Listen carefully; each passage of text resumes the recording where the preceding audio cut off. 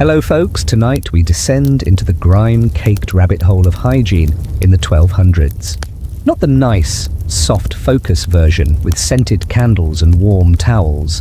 No, nothing of the sort. This is medieval hygiene, where clean was a spectrum, and bathing was a team activity shared with strangers, barn animals, and whatever diseases happened to be floating by that month. So, before you get comfortable, take a moment to like the video and subscribe. But only if you genuinely enjoy what I do here. And let me know in the comments where you are tuning in from and what time it is. It is always fun to see who else is lying in bed, wondering if people really used fermented urine as shampoo. Now dim the lights, maybe turn on a fan for that soft background hum, and let us ease into tonight's journey together. When historians talk about medieval Europe, they often focus on kings, battles, and grand architecture. What they mention less often is the constant, unrelenting smell. It drifted through cities and villages alike, a thick blend of human bodies, smoke, stagnant water, and the occasional dead animal tucked behind someone's shed. People did not just smell bad, they smelled creative. It was not because they did not care. Hygiene actually mattered, it just had different rules. Most peasants believed that washing too often could actually make them sick. Bathing opened the pores, they said, and that allowed illness to crawl in and take up residence like a rude house guest. Cleanliness was not about being sterile, it was about avoiding demons that rode on hot steam. Bathing, when it happened, was an ordeal. In towns, people used public bathhouses. These were large wooden structures where hot water was poured into shared tubs, often reused without a full cleaning between customers. Think of it as medieval group therapy, but with fewer breakthroughs and more floating hair. Some bathhouses were respectable, others were less so. The dividing line between a steamy soak and a side business involving whispered negotiations was very, very thin. And yes, historians still argue whether public baths were really for cleanliness or for gossip, matchmaking, and possibly a few other extracurriculars. For peasants without access to bathhouses, the setup was simpler. A wooden tub, a bucket, and hope. Water had to be hauled from a well or stream, heated over a fire, and then lugged inside without spilling too much of it. The tub itself was reused over and over, often by multiple family members in a single session. First the father, then the mother, then the children, in descending order of seniority and increasing filth. By the time the baby got in, the water resembled thin gravy with a hint of turnip. Soap was technically available. It was made from animal fat and ash, boiled down into a lumpy paste that removed dirt and most of your skin. For those who could not afford soap, or feared it might ruin their complexion, alternatives included sand, vinegar, or the vigorous application of prayers. Hair washing presented its own problems. Combs were often made from bone or wood, and lice were considered just part of the deal. Remedies included smearing rosemary soaked in vinegar on the scalp or sleeping with garlic braided into your hair like some kind of pungent medieval dream catcher. These methods worked well enough to irritate the lice, but not necessarily to eliminate them. Historians still argue whether these treatments were effective or just made people smell like a salad. Teeth cleaning, or something loosely resembling it, did exist. Chewing sticks made from aromatic wood were used to freshen breath, and some households had tooth powders made from crushed eggshells, charcoal, and salt. The goal was not to prevent cavities, that concept had not arrived yet, but to avoid driving people away with your breath. In extreme cases, people rubbed their gums with mint or onion juice, which might explain why courtship was mostly conducted from a safe distance. Laundry was no less adventurous. Most clothing was made of wool or linen, and peasants often wore the same set for days, if not weeks. Undergarments, when used, helped absorb sweat and grime, but the outer layers took the brunt of it. Washing involved dragging the clothes to the nearest river, scrubbing them with ash or soap on flat stones, and beating them until they either looked clean or simply gave up. This was not a daily routine. Washing clothes was labor-intensive and time-consuming. Most people did it a few times per season, usually when the smell began to develop a personality of its own. After washing, clothes were laid out on bushes or hedges to dry, which also conveniently aired them out for the entire village. And yet, despite the dirt and stink, medieval people did try to smell better. They carried scented herbs in pouches or rubbed lavender on their wrists. Wealthier folk might own perfumed gloves or small balls of ambergris, a waxy substance from whale intestines that for some reason became highly fashionable. If you could afford it, you masked your natural scent with something equally strange. If you could not, you just hoped everyone else smelled worse. Odors were a part of daily life, so much so that cities began to develop their own reputations. London, for instance, was known not just for its size, but for the unique blend of fish markets, tanning pits, and communal waste ditches that gave it what one monk politely described as a memorable fragrance. Medieval homes contributed to the problem. Most had no chimneys, so smoke from cooking fires clung to walls, skin, and every scrap of fabric in the house. Combine that with poor ventilation, damp straw bedding, and livestock wandering through the front door, and you had yourself a scent profile that could best be described as agricultural with notes of despair. Still, people found ways to cope. Some lined their homes with dried herbs, others burned resin or incense when company came over.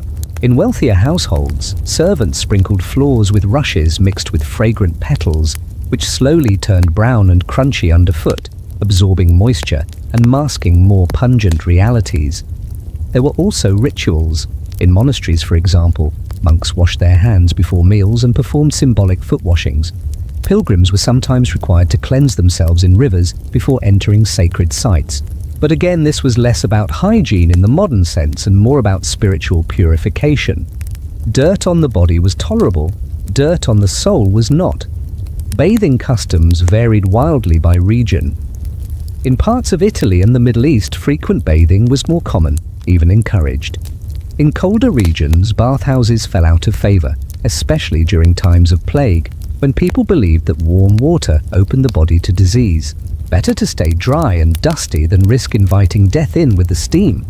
By modern standards, medieval hygiene was a disaster, but for its time, it was a complex system of habits, beliefs, and adaptations to the realities of limited water, poor infrastructure, and a very different understanding of disease. And perhaps that is the real takeaway. People did not give up on being clean. They just defined it differently. They improvised, they endured. They found dignity where they could, in a sprig of rosemary behind the ear, in a bucket of barely warm water, in the simple act of trying. Bathing in the 1200s was not just an act, it was a full performance, equal parts ambition, discomfort, and mild hazard. In a world where hot water was a luxury and privacy was optional, the simple act of trying to get clean became something closer to a community event, or, depending on the location, a small scandal. Let us begin with the private bath, if such a thing could be called private. Wealthier individuals might own a large wooden tub, often barrel-shaped, sometimes even with handles for easier transport. It sat near the hearth, or, if they were feeling especially brave, in the garden on a sunny day. A servant or two would lug in hot water by the bucket, a process requiring muscle, firewood, and an alarming number of trips. The water never stayed hot for long. By the time the tub was full, it had usually cooled to lukewarm and had acquired a few floating particles from the bucket or the soot-covered kettle. Some poured the water through a linen cloth to filter out debris, a noble effort that usually failed. Others did not bother. After all, what was a bit of grit compared to the privilege of not smelling like feet and sheep for a few hours? Soap, if it was involved, came in the form of homemade lye mixtures or hard cakes made from rendered fat. The smell was somewhere between bacon and burnt wood, and the texture was equally ambiguous. In towns, bathhouses were the norm. These were not luxurious Roman spas. These were wooden buildings that resembled barns or sheds, filled with steam, low benches, and the unmistakable aroma of boiled bodies and herbs. Bathers entered in shifts, soaked in shared tubs or individual barrels, and endured either bliss or mild horror, depending on who had bathed before them. For an extra fee, one could pay for scented herbs to be added to the water. Lavender, mint, sage, fragrant attempts to wrestle body odor into submission. There were also attendants who offered scrubbing services. These ranged from gentle massages to something that resembled an attempt to sandblast your sins away. Bathhouses often had multiple rooms with varying temperatures, a hot chamber, a warm soak area, and a cool room for rinsing or, more often, for gasping dramatically after leaving the steam. It was, in theory, a place for cleansing. In practice, it was also a social centre, a gossip mill, and, occasionally, a venue for activities best left undescribed in polite company. Historians still argue whether bathhouses were true hygiene centres or simply steamy salons for whispers and wagers. The church had complicated feelings about all this. On one hand, cleanliness was associated with godliness. On the other, too much nudity and enjoyment in a bathhouse raised suspicions of sin. Certain regions outlawed mixed bathing, others ignored it entirely. Some bathhouses posted moral warnings on their doors, others offered towels and subtle winks. Enforcement depended entirely on which bishop was nearby and how grumpy he was that morning. Bathing customs were also seasonal. In summer, baths were more frequent, if only because heat and sweat made the consequences of skipping obvious. In winter, the number of bathers dropped dramatically. Heating water became even more of a chore, and there was a genuine fear that a warm bath in a cold house would make someone ill. Better to remain coated in protective grime than to catch a fatal chill while attempting self-care. Peasants, of course, bathed differently. Their tubs were smaller, their water colder, and their sense of privacy non-existent. A family might bathe together or in quick succession, using the same water. The order mattered.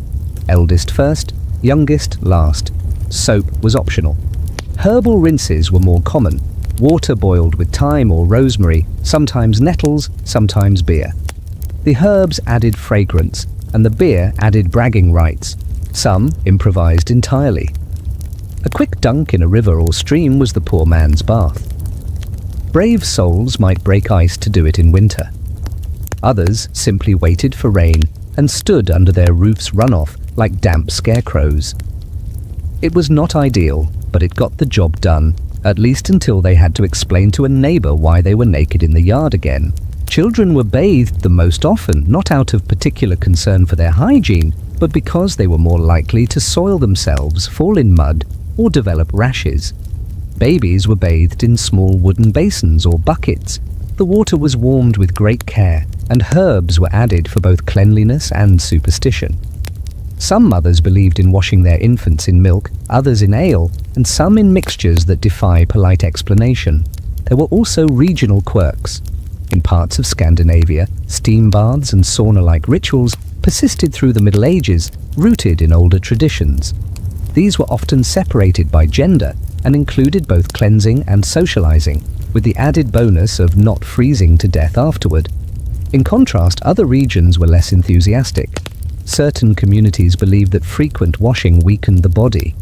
Dirt, they argued, served as a barrier against disease and malevolent spirits. In a way, they were not entirely wrong. Filth might not repel demons, but it did keep nosy neighbors at a distance.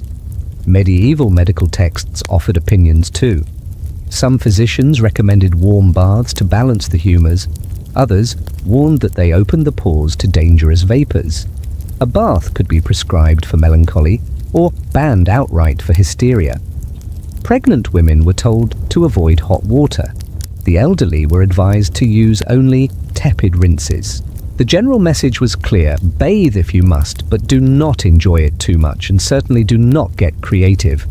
There were exceptions, of course. Nobles sometimes bathed with flair, perfumed oils, rose petals, music, and poetry readings.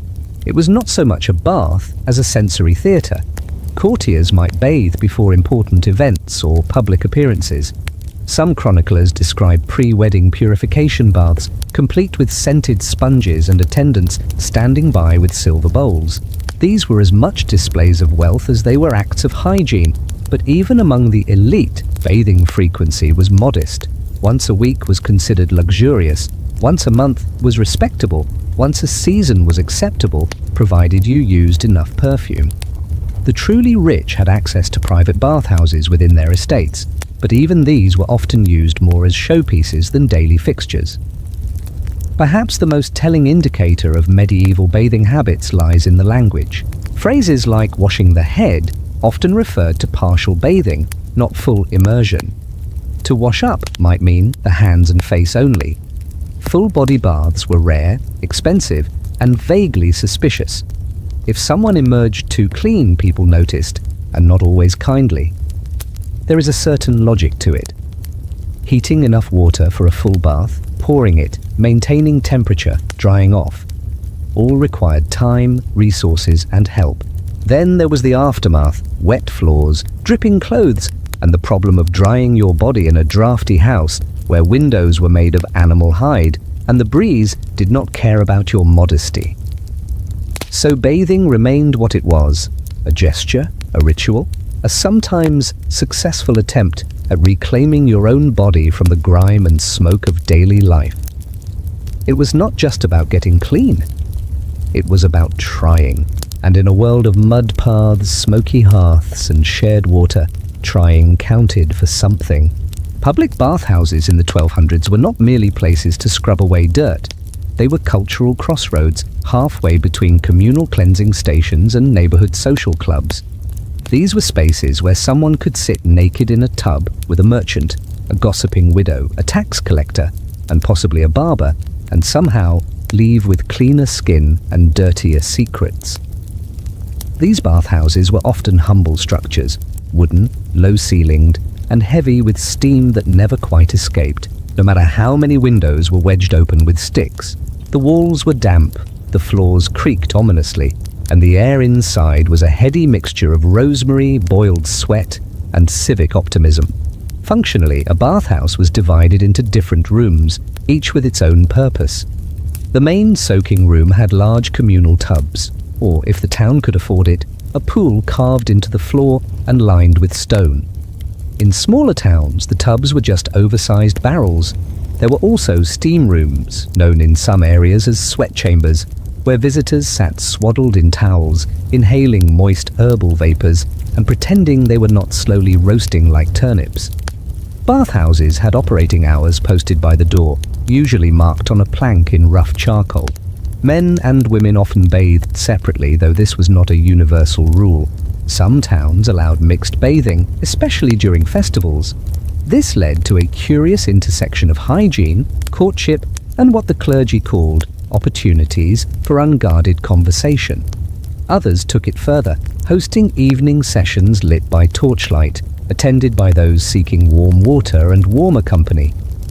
Upon entry, visitors paid a small fee, sometimes a coin, sometimes a barter. A few eggs, a bit of cheese, or a scrap of leather could be enough for a basic soak. For this fee, the bather received access to hot water, a towel that might be cleanish, and sometimes a brush or strigil for scraping off stubborn grime. Some bathhouses offered robes made of coarse linen. Others encouraged guests to bring their own, though not all complied. Disrobing was done in a shared changing space, which meant accepting the unspoken truth. Everyone was looking, and everyone was pretending not to. Clothes were hung on pegs, sometimes stacked by class. A noble's garments were not stored next to a baker's apron unless one wanted to start a scandal or a rumor about one. The water was another matter. Freshness was not its defining feature. Bathhouses typically reused the same tub for multiple guests, replenishing it with hot water throughout the day and skimming the top with a bucket or reed strainer.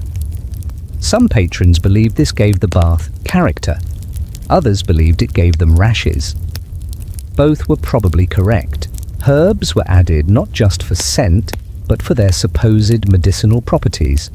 Marjoram for the joints, thyme for circulation, sage for clarity of thought.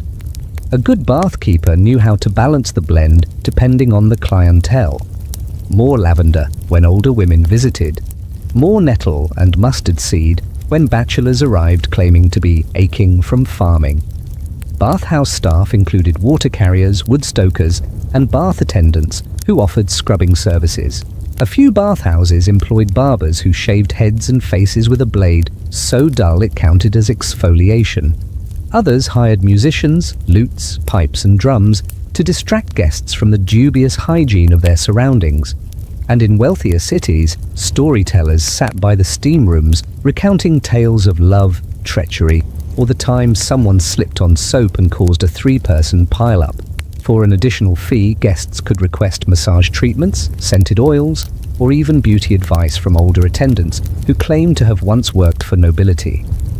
Advice included such timeless gems as do not squint at the sun, do not eat onions before social events, and never trust a man who bathes too often. Despite all this, bathhouses were not just for indulgence, they were part of healthcare.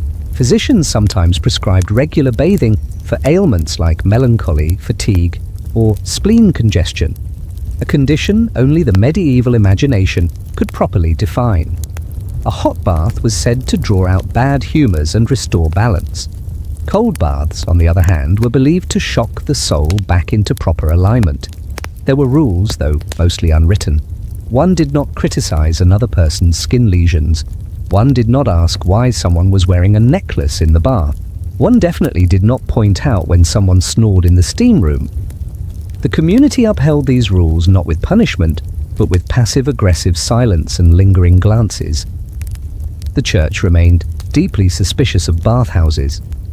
Too much time spent lounging naked with strangers seemed like a recipe for moral decay.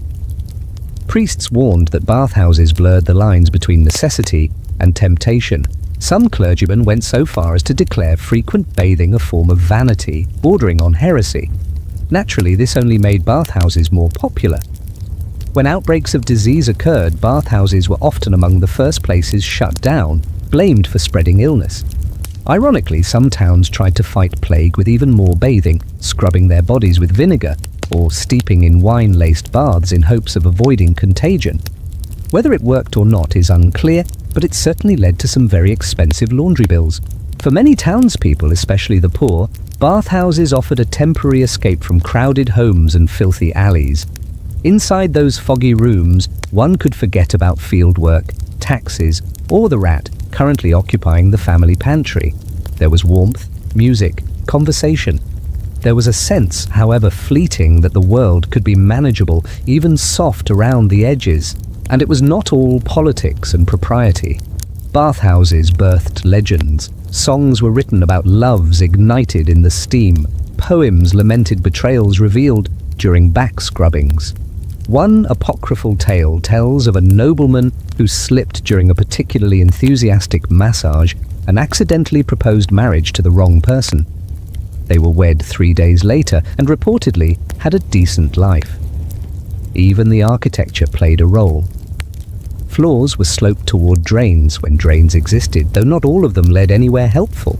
A few simply ended at the wall, which meant the water pooled until someone noticed, or slipped. Walls were built thick to retain heat and prevent peeping. Roofs were low to trap steam, and ceilings often dripped ominously in rhythm with the musicians outside. And then there were the bathhouse nicknames. Patrons bestowed names with affectionate sarcasm.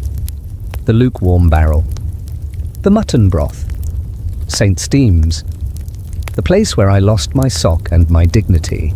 These were places that had character. They were part of the town's personality, as vital as any market square or church bell. One could track the shifting seasons through bathhouse chatter. Spring brought complaints about muddy roads. Summer brought sandal blisters and rumours about travelling performers. Autumn arrived with talk of harvest, tax collection, and unsolicited recipes involving cabbage. Winter meant fewer patrons, more firewood, and a communal effort to pretend the roof was not leaking. Bathhouses even had their own vocabulary. To be pickled meant staying too long. To be tub-wise meant knowing which bench was least likely to collapse. Going full splash referred to someone so enthusiastic in their bathing that others mysteriously left the room. This language changed by region, but the spirit remained the same. Shared spaces created shared stories. In the end, the bathhouse was not just about washing bodies. It was about reshaping the day, scrubbing the edges off life's many small defeats. It was about shared warmth, shared water, shared humanity. No matter how imperfect, crowded, or questionably clean, bathhouses mattered. They mattered because they gave people a moment of stillness, a moment of being seen, a moment when life did not smell quite so much of wet wool and despair. And that in medieval Europe was something worth soaking in. In the hierarchy of medieval hygiene horrors, the scalp held a special place. Hair was everywhere. It was thick, tangled, braided, concealed, revealed, prayed over, and at times weaponized with vinegar. Yet despite its prominence, caring for it was a labor of contradiction. People wanted their hair to look presentable, or at least socially passable, but they also feared what might be hiding inside it. Because where there was hair, there were likely lice. And where there were lice, there was a story. The medieval approach to hair washing was cautious at best. Full shampooing as it is understood today was rare. Hair was washed occasionally, often during major religious festivals, or before significant life events like weddings or court appearances. For most people, clean hair meant it had been dusted, braided, and perhaps perfumed, not necessarily washed with water. When water was used, it was not applied carelessly. Hot water opened the scalp's pores, or so it was believed, inviting in disease and disobedient spirits. Therefore, lukewarm or cold rinses were the standard. Hair was combed thoroughly before washing, sometimes for hours. Combs were made from bone, wood, or horn, and the act of combing was not merely for detangling, but also to dislodge lice, nits, and small surprises best not mentioned aloud. A popular lice treatment involved soaking the comb in vinegar or rosewater. The acidity was believed to weaken the lice's grip and possibly their will to live. After combing, the hair might be washed with a herbal infusion, chamomile for shine, rosemary for strength, or nettle if one had angered a hedge witch. Soaps were rarely applied directly to the scalp. They were too harsh and often left behind a residue that turned one's hair into a stiff, slightly flammable helmet. Those with longer hair faced added challenges. Women, in particular, took pride in their tresses. Braiding was both fashionable and practical. It kept the hair out of the way, contained its unruly volume, and, crucially, made lice easier to detect. Intricate braids could signal status, marital availability, or regional identity. Unbraided hair, on the other hand, was sometimes viewed as improper, unless one was mourning or actively cursing someone in Latin. Head coverings also played a role. Most adults wore something over their heads: hats, veils, coifs, or kerchiefs, not just for modesty or fashion, but to keep dust, smoke, and wandering insects at bay. These coverings were often changed more frequently than the hair underneath was washed. In fact, if someone had a nice linen cap and a decent comb, they could go a suspiciously long time without touching a bucket. Not all treatments were gentle. Some involved rubbing the scalp with mashed garlic or onion. Others recommended goose grease, chicken fat, or warmed vinegar mixed with ash. One popular remedy included soaking bread in wine, applying it to the scalp and leaving it there until the wine evaporated or the person was banned from social gatherings. Scholars still argue whether any of this worked, or if it simply made the lice seek out less pungent hosts. Children were particularly vulnerable. Their scalps were thinner, their habits less hygienic, and their tolerance for combing significantly lower. Parents often used herbal compresses to reduce itching or distract from the horror of what was being pulled from behind the ears. Schoolmasters sometimes inspected their pupils for lice, a process that involved wooden sticks, hard stares, and an escalating sense of shame. Monks and clergy took a different route. Their hair was often tonsured, shaved in patches as part of religious practice. This made lice easier to detect and harder to hide, which, depending on one's perspective, was either a blessing or a punishment. Even so, monasteries were not immune to infestations. Communal living, shared pillows, and vows of silence created perfect conditions for quiet, determined parasites. Hairstyling existed but required bravery. Pomades made from animal fat, soot, or honey were applied for shine and control. These attracted both admiration and insects. One enterprising noblewoman allegedly used a paste of egg yolk and crushed herbs to create volume. It worked beautifully until a hot day turned her hair into a baked frittata that no one could unsee. Barbers offered scalp care, though their services were uneven. Some were skilled in trimming, delousing, and styling. Others leaned more toward bloodletting, tooth extraction, and unsolicited philosophy. In larger towns, barber surgeons worked out of bathhouses, cutting hair in the same steam where people whispered rumours and soaked their regrets. Dandruff was handled with dry powders, chalk, crushed eggshell, or ground herbs. The goal was to absorb oils and reduce itching, not necessarily to fix anything. Flakes were seen as part of life, like cracked hands in winter, or mysterious bruises from medieval furniture. For the truly wealthy, options expanded.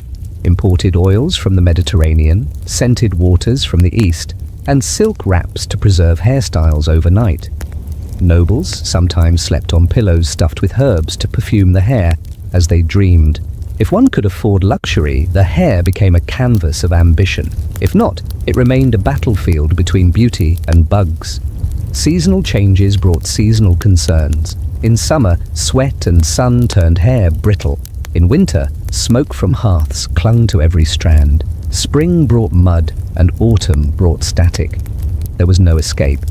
Even the cleanest head eventually submitted to the will of nature and its six-legged agents of chaos.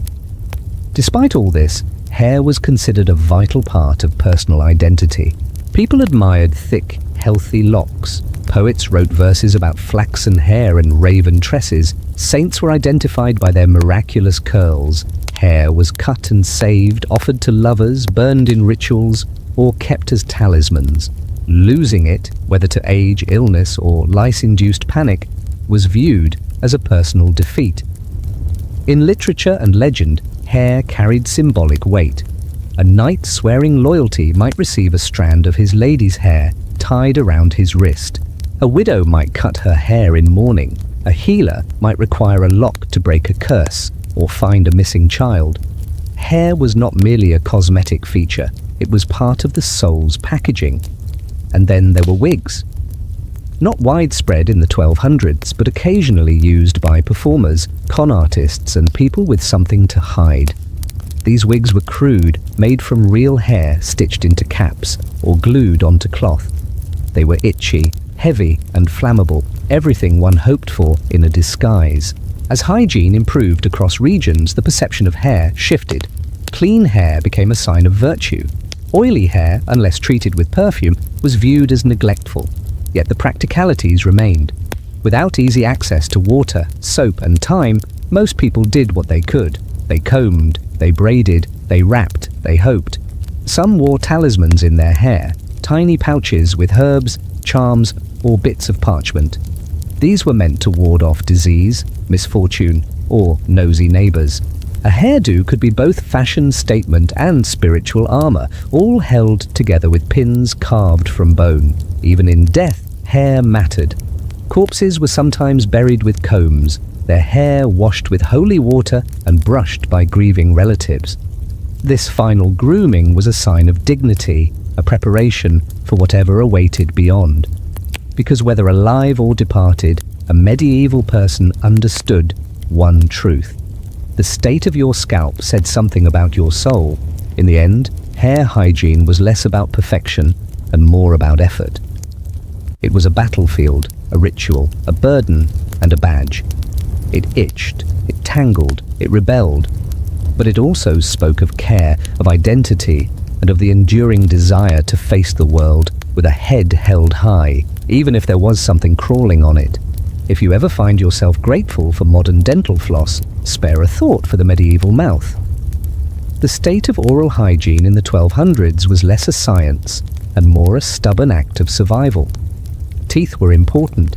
They were used for cutting food, cracking nuts, and occasionally biting one's enemies, but their care was wildly inconsistent, experimental, and frequently painful.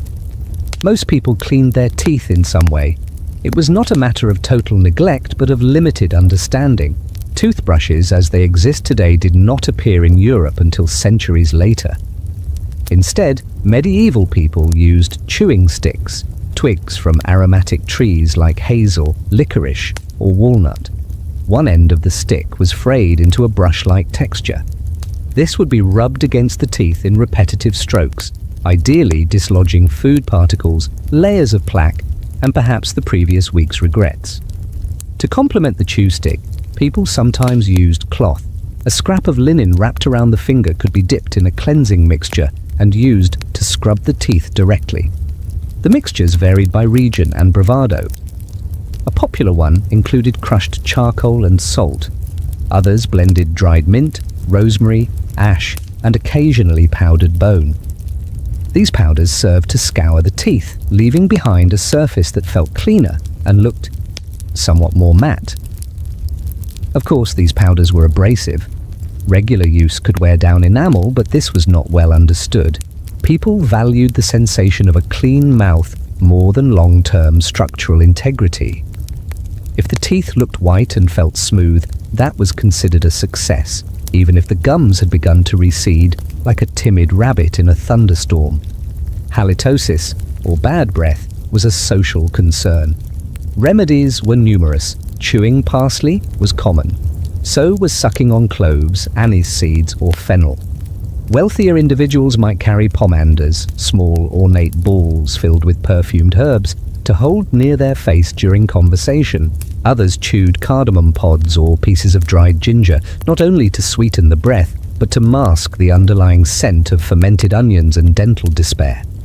Dentistry existed, but it was crude. Toothaches were treated first with poultices. Onion juice, vinegar, and mashed leeks were applied directly to the gum. Clove oil, where available, was treasured for its numbing effect. If these methods failed, the tooth was extracted. There were no anesthetics.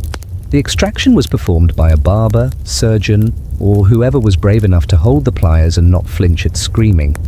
Extraction tools were terrifying.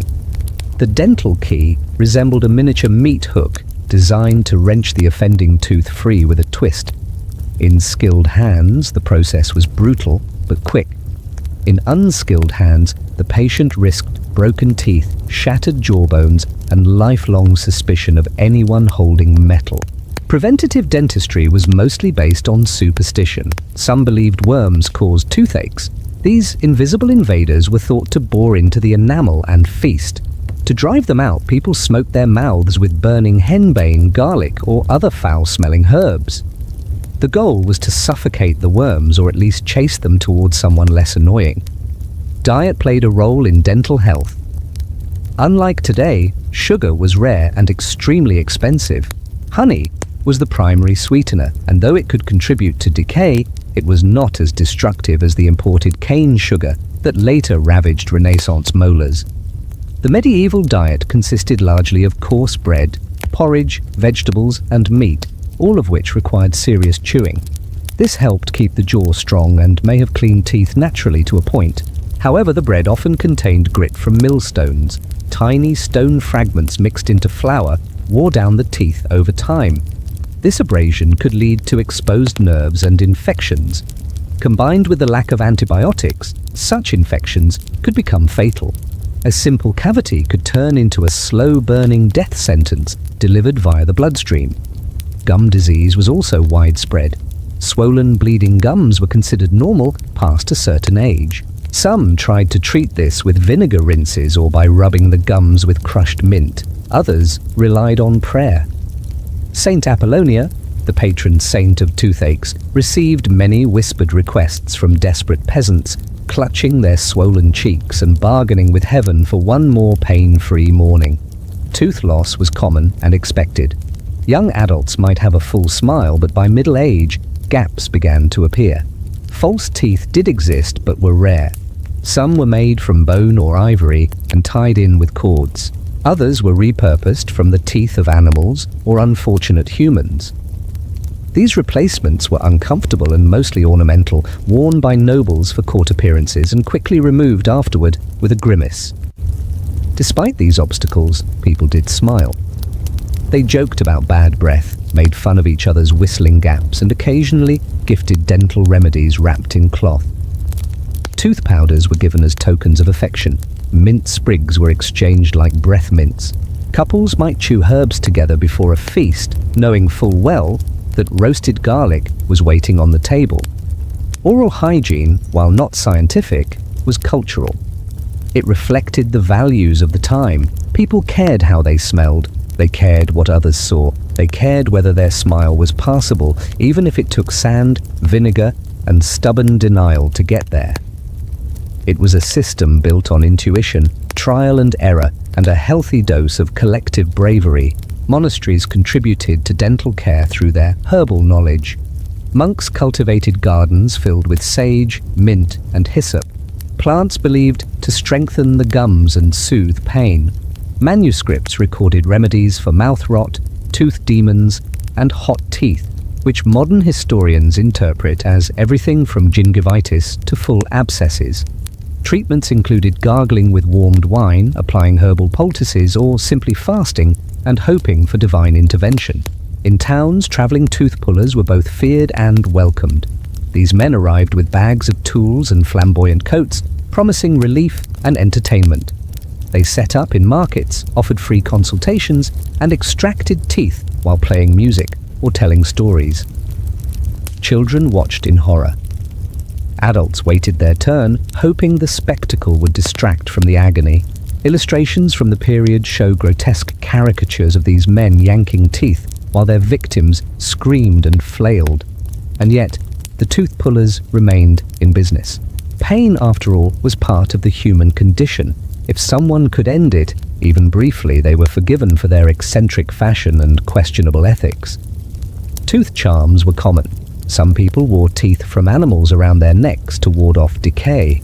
Others carried written spells or hung small bones near the bed to protect against nighttime jaw pain. These practices were half medicine, half superstition. No one really knew how teeth worked, but everyone agreed they hurt spectacularly when they failed.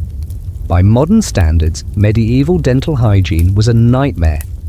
But judged by the tools and beliefs of the time, it was a strange form of perseverance. People did not give up on their teeth. They fought back with herbs, sticks, powder, prayer, and the occasional scream muffled by a linen rag. There is a kind of beauty in that. In the absence of modern toothpaste, ergonomic brushes, and dental insurance, medieval people made do. They worked with what they had, they improvised, they endured. And when the pain became unbearable, they sought out the man with the iron hook and a firm grip. Even that, in its terrifying way, was a form of self-care. If medieval hygiene had a face, it probably shimmered faintly from a concoction involving crushed pearls, spoiled milk, and something that smelled vaguely like roasted rodent. Skincare in the 1200s was a mixture of superstition, trial and error chemistry, and dangerous optimism. People wanted to look healthy. The problem was no one quite agreed on what health looked like, or how much mercury was too much. Pale skin was in fashion. It signified wealth, leisure, and the privilege of staying indoors while peasants baked in the fields. Tanned skin was associated with labor and low status. So naturally, people did everything in their power to appear pale, even if it meant coating themselves with lead, literally. One popular preparation was Venetian cerusse, a skin whitener made from white lead mixed with vinegar. Applied to the face, it gave a ghostly, matte finish that practically screamed, "I am rich, elegant, and possibly already dying." Over time, the lead absorbed into the skin, causing muscle weakness, facial tremors, and, in many cases, permanent scarring. The irony was profound. The more beautiful someone tried to appear, the more their face peeled like old wallpaper. Another favored ingredient was mercury. Yes, the shiny, silvery poison that makes modern scientists flinch was used in creams and salves. It was believed to treat skin infections, remove spots, and smooth imperfections. In practice, it also removed portions of sanity, as mercury exposure led to neurological damage. Users might lose coordination, memory, or the ability to finish a sentence without blinking in Morse code. Still, these ingredients were prized. Recipes were passed among noblewomen, stored in little books alongside love charms and pickle brines. Some skin treatments called for egg white masks. Others used crushed rose petals mixed with chalk. Goat milk was rubbed into cheeks for softness. Bread soaked in ale was applied to sunburns. If it sounded remotely edible, someone tried rubbing it on their face. Mouse fat had its moment. It was mixed with powdered sage and applied to dry patches. or used to soften calluses. Some texts suggest mouse fat worked best when rendered from a black mouse during a full moon, but that probably had more to do with theatrical flair than scientific accuracy. Still, someone somewhere rubbed mouse fat onto their forehead and told their friends it worked wonders. Honey was more respectable. It was used to treat wounds and moisturize skin. It had antibacterial properties and a sweet scent. Unfortunately, it also attracted insects, bees, ants, and anything else with a nose. The brave persisted, insisting that being chased by hornets was a small price for radiant skin.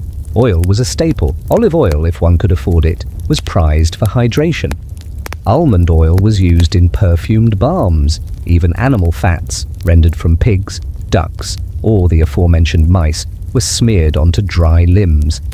These fats were often scented with herbs to mask their natural enthusiasm. Scrubs existed. Ground seeds, flour, crushed eggshells, or ashes were mixed into pastes and used to exfoliate. The goal was to remove dead skin and reveal the smoother layer beneath. In practice, the results varied. Some emerged glowing, others emerged raw, blotchy, and questioning their life choices. Sun protection was more spiritual than scientific.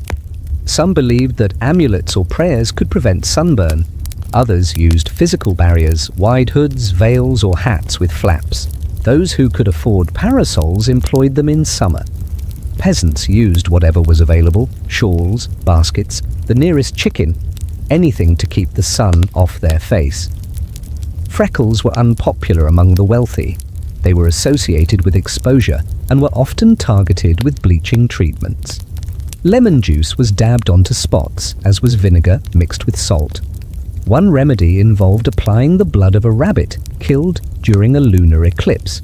Historians still argue whether this did anything useful aside from making people feel committed. Warts, blemishes, and moles had complicated reputations. In some regions, a mole on the face was a mark of luck. In others, it was a sign of witchcraft. Remedies for removing them included burning with heated iron, cutting them with knives, or applying herbal poultices made from crushed plantain leaves. Occasionally, people just ignored them and wore larger hats. Acne was treated with everything from boiled cabbage water to powdered coral.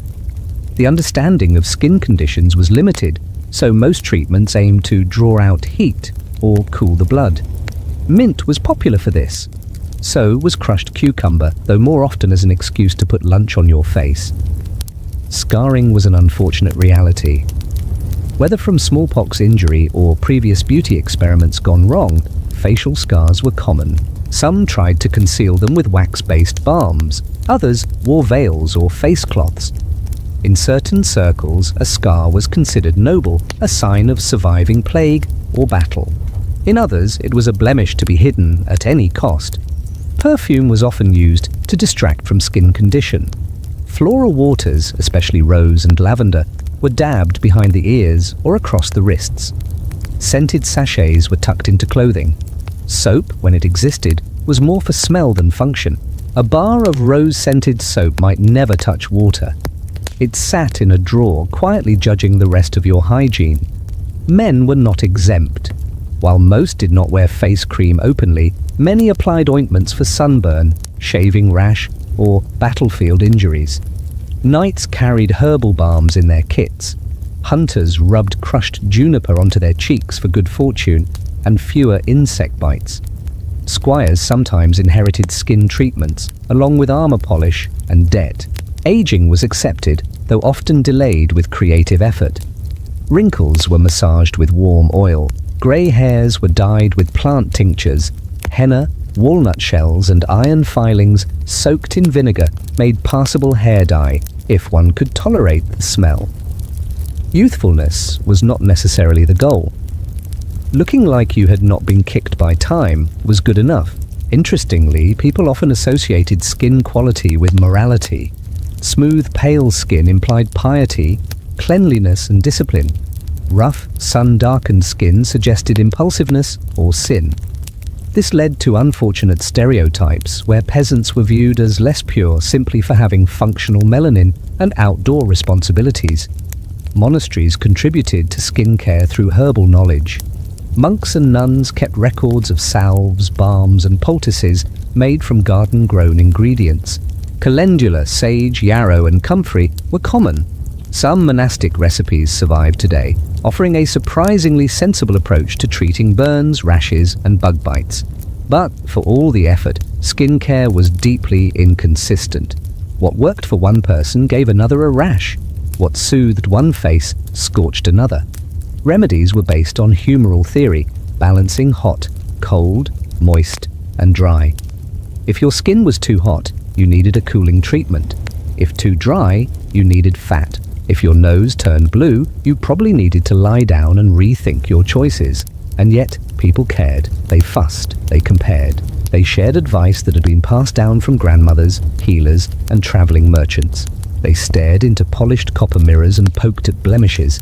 They plucked stray hairs with bone tweezers. They lit candles and examined their faces not with vanity, but with curiosity and stubborn hope. Because even in an age without dermatology, there was still a desire to feel good in one's skin, even if that skin was partially covered in lard and smelled faintly of lavender and regret. In the 1200s, clothes were less about expression and more about survival. A tunic was not just a fashion choice. It was insulation, modesty, bedding, napkin, handkerchief, towel, and sometimes a blanket for your goat. People owned very few garments, often just 1 or 2 sets total. And when something had to do that much work, it did not get washed very often, certainly not every week, and usually not even every month. Washing clothes was hard. It involved hauling water, heating it if possible, and scrubbing the fabric with sand, lye, or ashes. There were no detergents, no washing machines, and no such thing as a gentle cycle. Everything was done by hand outdoors, in whatever basin or river could be claimed for the afternoon. This was not a chore. This was an ordeal. Clothes were washed when they became visibly filthy, smelled like a livestock parade, or developed their own political opinions. Linen undergarments, if someone could afford them, were the most frequently cleaned items. These were worn close to the skin and absorbed sweat and oils. A linen shirt might be washed a few times per month. Overclothes like wool tunics were rarely cleaned.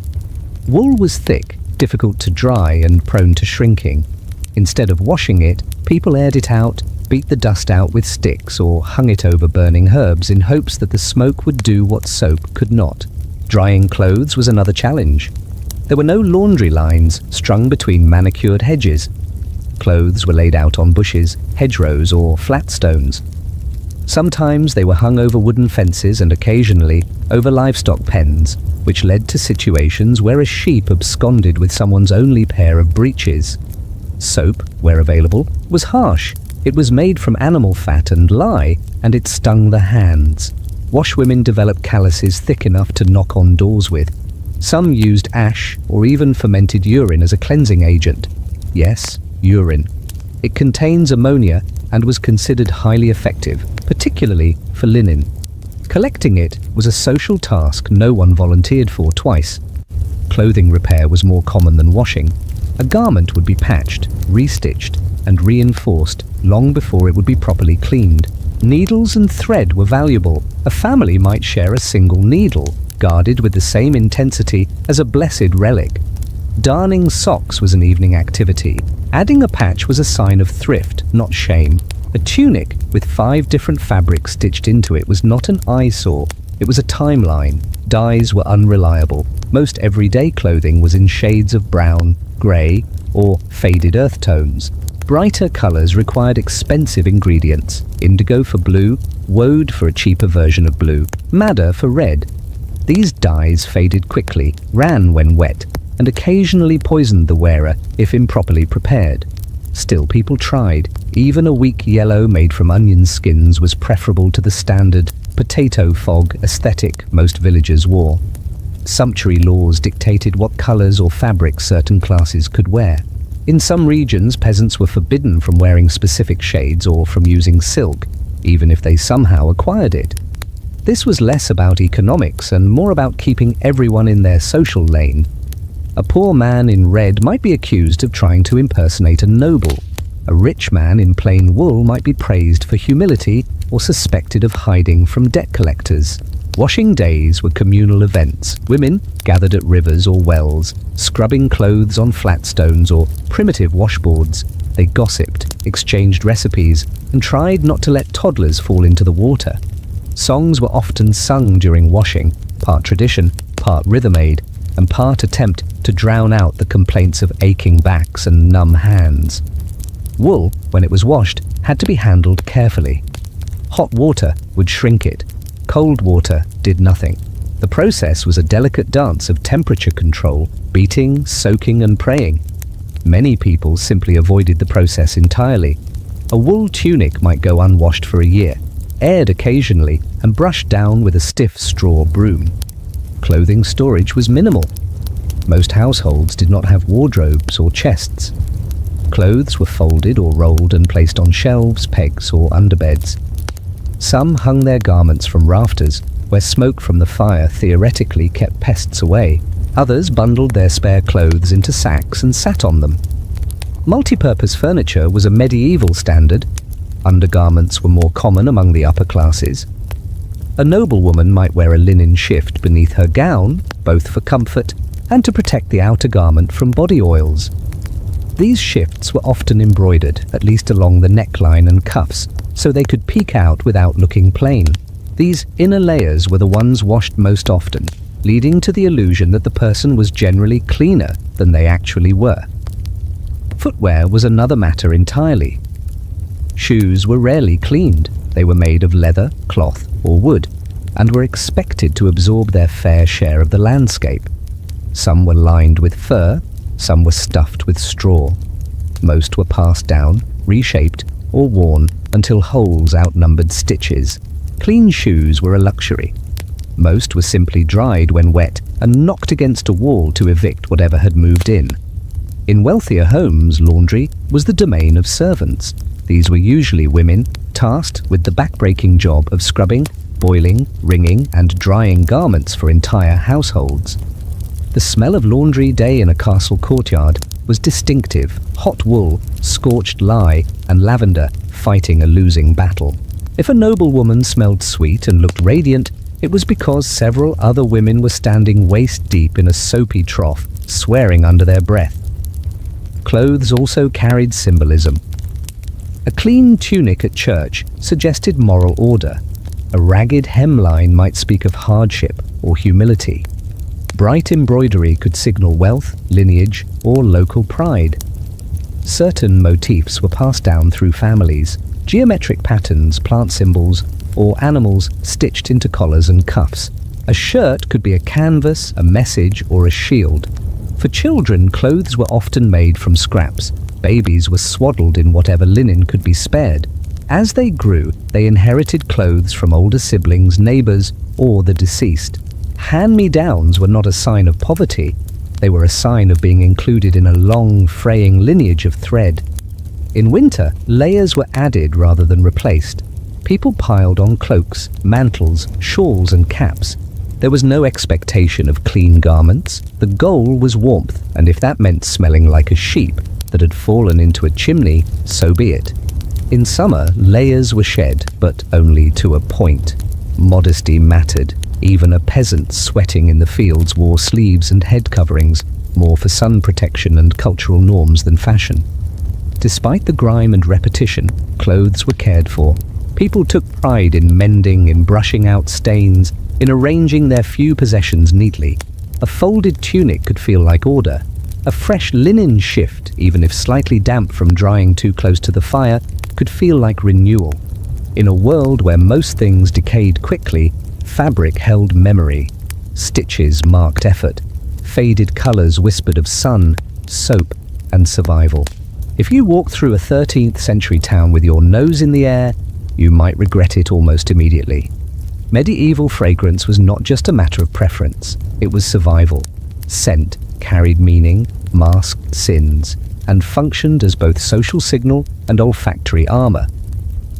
A person's smell said more about them than their clothes or their accent, and sometimes it said things they really wished it would not.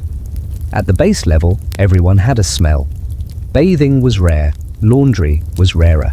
People lived close together with their animals, cooked indoors over smoky fires, and went to the toilet wherever gravity allowed. The result was a thick, layered scentscape that lingered in clothing, hair, and walls. It was not just dirt or sweat, it was humanity in its most aromatic form. To fight this, people turned to herbs. Lavender, rosemary, sage, and mint were the stars of the medieval scent world. Bundles of these herbs were hung from rafters, tucked into pillows, or sewn into sachets that were worn under clothing. A sachet might contain dried petals, cinnamon bark, clove, or even a shard of resin. These were not just for fragrance, they were considered protection against disease, against bad luck, and occasionally against other people. Pomanders were popular among the upper classes. These were hollow, often spherical containers made of precious metal, worn on belts or hung from necklaces.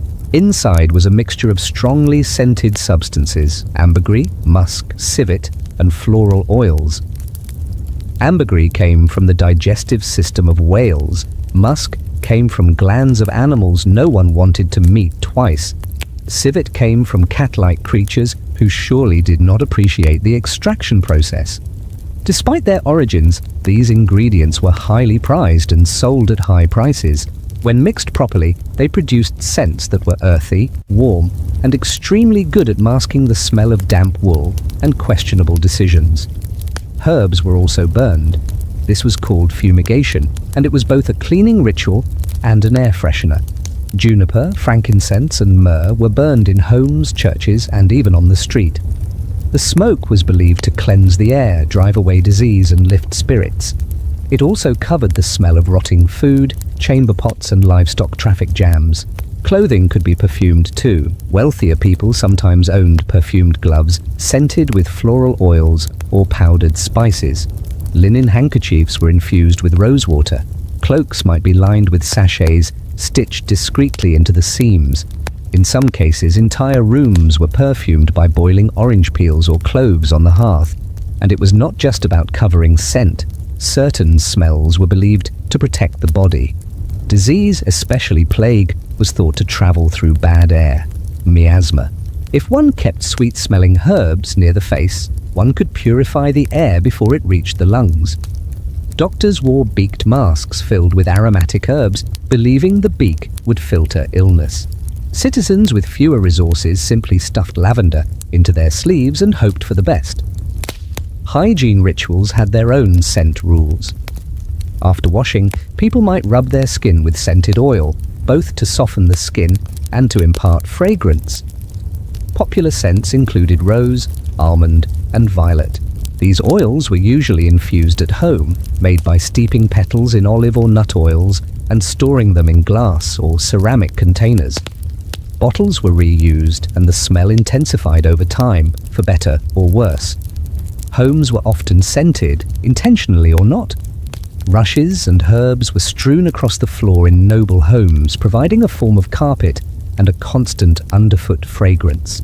These rushes were changed semi-regularly, but the smell of crushed herbs, along with whatever fell onto the floor, created a unique household signature. Some homes smelled of sage and roast meat. Others smelled like mildew and ambition. Markets, too, had signature scents. The butcher's stall, the fishmonger's bucket, the herb vendor's wares, the baker's smoke. Each street corner carried its own perfume. For medieval townspeople, navigation was a sensory experience. You could find your way home by smell alone, provided the wind was cooperating and no one had dumped something unspeakable into the gutter. Seasonality affected fragrance. In spring, the streets smelled of mud, flowers, and sheep. In summer, the scent of sweat mixed with ripe fruit and slightly less ripe neighbors. Autumn brought the earthy perfume of fallen leaves, fermenting cider, and decaying market leftovers. Winter was a season of smoke, damp cloaks, and whatever scent had embedded itself in your scarf since last washing. Personal scent was part of courtship. A pleasant smell could be more persuasive than a flattering poem. Lovers exchanged scented tokens, handkerchiefs, sprigs of mint, locks of hair wrapped in rosemary. A well-perfumed visitor might be welcomed more warmly. A foul-smelling one might be offered the guest stool nearest the door. Scent could also be weaponized. Enemies might be accused of carrying bad luck through foul body odor. People suspected of witchcraft were sometimes described as having unnatural or lingering scents. Conversely, saints were said to emit floral scents even in death, a sign of purity known as the odor of sanctity. Stories circulated of corpses that smelled of roses despite having been in the ground for weeks. The implication was divine favor, or at least impressive posthumous hygiene. Religious rituals included scent. Incense was burned during mass ceremonies and processions. The fragrance was meant to lift prayers heavenward and create a sensory boundary between the sacred and the mundane. For peasants in the back of the church, the incense also served to mask the smell of the crowd, which was its own act of grace. Children were an unpredictable olfactory element. Babies were swaddled in layers of fabric that were not changed often. Herbs were sometimes tucked into these layers to offset the effects of nature. Mothers chewed mint or fennel before breastfeeding, believing the scent would calm the child or sweeten the milk. Some infants wore garlands of rosemary, partly for blessing, partly to make them more tolerable on long walks. Animals contributed to the medieval scent map. Horses, oxen, chickens, goats, each with their own earthy presence, were part of the household, literally. In some homes, livestock slept indoors during winter. Their smells blended with smoke, straw, and wet wool into a perfume that was oddly comforting if you had grown up with it, and horrifying if you had not. There were class differences in scent. Nobility had access to imported spices, perfumed waters, and bathing facilities. Their scent profiles were floral, resinous, or citrusy. The poor smelled of work, smoke, and the world, but even they took steps to improve their aroma. A peasant might not have rosewater, but he had mint from the yard, a clean shirt warmed by the fire, and the resolve to stand downwind from judgment. Scent rituals marked life's milestones. Births were blessed with incense. Weddings were celebrated with flower garlands. Funerals involved burning herbs to send off the soul and keep the living from fainting. Each major event had a smell, remembered long after the details faded. And so fragrance was not a luxury. It was a thread running through daily life, binding identity, health, belief, and memory. People in the 13th century lived surrounded by scent, shaped by it, defended by it. They wore it like armor, traded it like treasure, feared it like poison. In the end, no one in medieval Europe smelled like a daisy. But some carried daisies anyway, tucked behind an ear or sewn into a cuff, hoping that beauty might triumph over biology, if only for a moment. In the 1200s, feet were not sacred, they were not delicate, they were not discussed in poems or admired in portraits. Feet were instruments of labor, battered, calloused, and often ignored until something went very wrong. They carried people across fields, into markets, over thresholds, and through entire pilgrimages without complaint, or at least without complaint anyone listened to. Footwear, when available, was crude. Most shoes were little more than stitched leather coverings, shaped like the foot, but offering minimal protection. They had thin soles, soft sides, and about as much arch support as a folded cabbage leaf. A cobbler could make a pair to measure, but the result still felt like a compromise between a shoe and a question mark. Socks, as we know them, did not exist for the average person. Wealthy individuals might own hose, close-fitting leg coverings made of wool or linen, but these often left the foot bare or only partially enclosed. Most people relied on foot wraps, strips of cloth wound around the feet and ankles. These added warmth and softness, but had to be rewound regularly or risked bunching, shifting, or causing painful blisters. A poorly applied foot wrap could turn a walk to the mill into a week-long limp. Straw, moss, or even feathers were sometimes stuffed into shoes as insulation. These materials soaked up sweat, then marinated quietly until removed, discarded, or replaced. The term fresh was relative. If the straw had dried overnight near the hearth, that counted.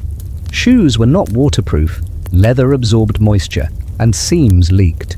A rainy day meant soggy shoes, which meant soggy feet, which meant cold toes and eventually a round of herbal treatments for whatever fungal empire had taken hold. People tried greasing their shoes with animal fat, beeswax, or pitch to repel water. The result was often temporary success, followed by ruined floors, sticky ankles, or goats nibbling the soles. Podiatric health was reactive. When feet hurt, they were treated. Until then, they were ignored. Cuts were cleaned with wine or vinegar. Bruises were wrapped in warm cloth. Sores were lanced and drained with knives that had also carved breakfast. There was no such thing as preventive care, unless one counted mumbling a quick prayer before stepping into a muddy lane full of broken tiles and judgment. Blisters were managed with poultices, honey and ash, mashed herbs, or bits of wool soaked in beer. The beer treatment was particularly popular, though it is unclear whether it worked or simply distracted the sufferer until the swelling subsided. For chronic foot pain, people visited local healers who prescribed warm foot baths with rosemary or thyme. Some included bloodletting on the logic that removing excess fluids would balance the body. Others simply advised rest, elevation, or, failing all else, traveling to a distant monastery rumored to possess a sandal from Saint Sebastian. Cracked heels were so common they barely registered as a problem. The skin dried, split, and healed repeatedly. Some rubbed in animal fat or beeswax to soften the fissures. Others tied pieces of raw cabbage over the area. If it worked, it worked. If not, the cabbage was repurposed for dinner and the cracks were simply endured. Toenail care was a personal matter. Nails were trimmed with knives, chipped with rocks, or bitten by those with flexible morals and a good sense of balance. Overgrown nails led to more serious problems: curled growth, infections, ingrown disasters. Treatment ranged from cutting away the offending nail to wrapping it in vinegar-soaked cloth until it surrendered or fell off from embarrassment. Foot odor was accepted as a fact of life. People washed their feet with mint water or rubbed them with sage or crushed pine needles. The results lasted about an hour, after which the natural scent of labor and survival reasserted itself. There were jokes, of course. The road follows his feet because it fears the smell, and other cheerful barbs. But truly offensive odor was a matter of community concern. People might leave gifts of herbs, suggest a foot bath, or, if desperate, avoid eye contact entirely. Children's feet were often bare, especially in summer. They ran through meadows, dung heaps, and shallow streams. Cuts and scrapes were constant. Parents checked for signs of infection, redness, swelling, warmth, or unexplained curses. Remedies included soaking the foot in boiled plant water or rubbing it with oil and murmured prayers. Stories of foot-blessing saints were told at bedtime, partly to comfort and partly to distract from the bleeding. In wealthier households, foot care included bathing, ointments, and even massage. Servants soaked their masters' feet in warm water infused with flower petals. The feet were then dried with linen and rubbed with almond oil or balm made from goose fat and lavender. This ritual was both cleansing and symbolic. Clean feet signified control, status, and leisure, the ability to rest while others worked. Shoemaking was both craft and art. Cobblers shaped soles, stitched uppers, and patched tiers. They used wooden lasts, foot-shaped molds, to build consistency. Nails, glue, and binding cords held the pieces together. A good cobbler could make a shoe that lasted several seasons. A great one could craft footwear worthy of a wedding, a festival, or a particularly demanding bishop. Shoes reflected status. Pointed shoes, often wildly impractical, were all the rage among nobility. Some curled at the toe. Others were so long they needed to be tied to the leg to avoid tripping. These shoes were not made for walking, they were made for watching others walk. Religious attitudes toward feet were paradoxical. On one hand, feet were humble, earthly, dirty. On the other, they were spiritual. Washing feet was an act of reverence. In monasteries, monks performed this ritual regularly, both to cleanse and to display humility. Pilgrims received foot washings at sacred sites. Christ washing his disciples' feet was a foundational image that echoed through churches, sermons, and the occasional awkward dinner invitation. Medieval literature rarely mentioned feet unless something went wrong. A knight might be described as fleet-footed, but rarely was his footwear discussed unless it broke or bled. Commoners' feet were mentioned in legal records, usually when injured during disputes involving livestock, carts, or overly enthusiastic maypole dances. Travelers faced particular challenges. Long-distance walking over rough terrain meant constant wear. Pilgrims suffered cracked heels, sprains, and bruised soles. They padded their shoes with wool, replaced worn soles with stitched-on patches, and relied on rest stops to soak their aching feet in communal tubs.